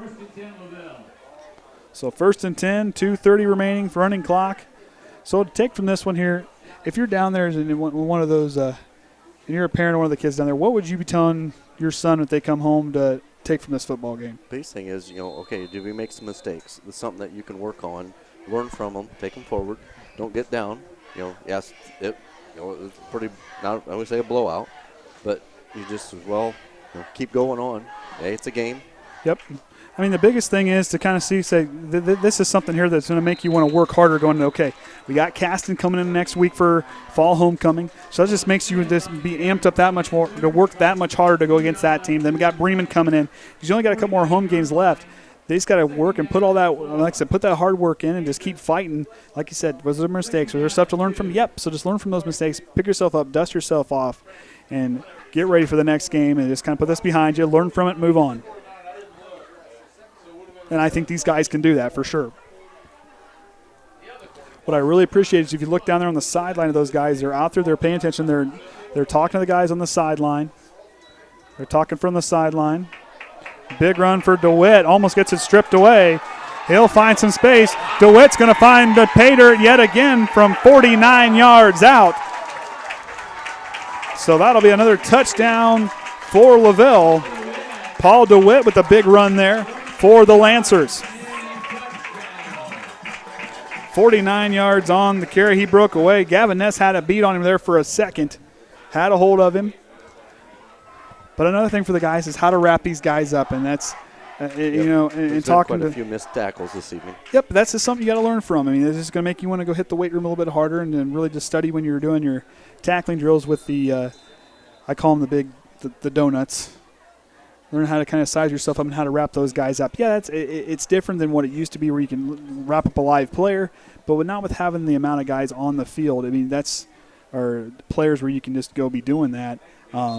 As the kick is up and good, and that brings our score 59-14 for the Lancers. On a big 49-yard touchdown run for DeWitt. Freshman's got a lot of potential for LaVille. Well, like I said, Triton, there's guys there. There's players that once it kind of all comes together, like I said, what we always said, inexperienced. And that's one thing you got to remember, and these guys are going to learn. They've got a great coaching staff behind them. I'm going to tell you what, Rodney Eunice is a great coach, and Coach Whitaker's great, Coach Bragg, Coach Arvison, Coach Haynes, and Brock Vermillion, Kyle Bell, Jordan Hicks, and Jim Snyder, and Jeremy May. All those guys are great coaches. They do a lot of good things with these kids. They're going to work on it. They're going to learn. I mean, sometimes to learn, you got to hit your rear end hard to learn how to come back up from that. Sometimes you got to learn that. That's as an experience I have had, hit my rear end a few times on things and came back. I've had to learn. My wife is laughing about that one. But for athletics, this kind of stuff right here is something these young men can learn from, and I'm just hoping next week they can rebound and play hard against Caston there for the fall homecoming. Like we said, that'll be the first of 3 final home games on the season. 4 more away games. Those will be at Pioneer, at Culver Pioneer, and down at Knox and Winnemac to round out the season. And we'll host Caston next week, host Bremen, and then host North Judson for our final homestand. Long kick for Zarnecki back, and Amson's going to take this one from his own 5-yard line. Q's going to try to find some speed. He got some speed. Q's got to break. Oh, he's going to try to break a tackle, get outside the 30-yard line. He'll get wrapped up, though, by Owen Smith on the way through. The freshman with the big tackle there on Quentin Amsden. So they're going to bring out, might be another quarterback change. Looks like Trenton Conley, the freshman, is going to come in and play quarterback. And this young man's got some potential. I think he's going to kind of learn. He could really develop into a pretty good quarterback. Well, maybe not. Oh, he's going to receive the play from Coach Eunice and come back out. Kind of shuffling players around. Shoe's going to go out. Conley's going to bring in the play. This is a young man. I'm kind of excited for this kid. I think once he gets himself kind of figured out, gets himself a little more coordinated, he's going to be a pretty good quarterback.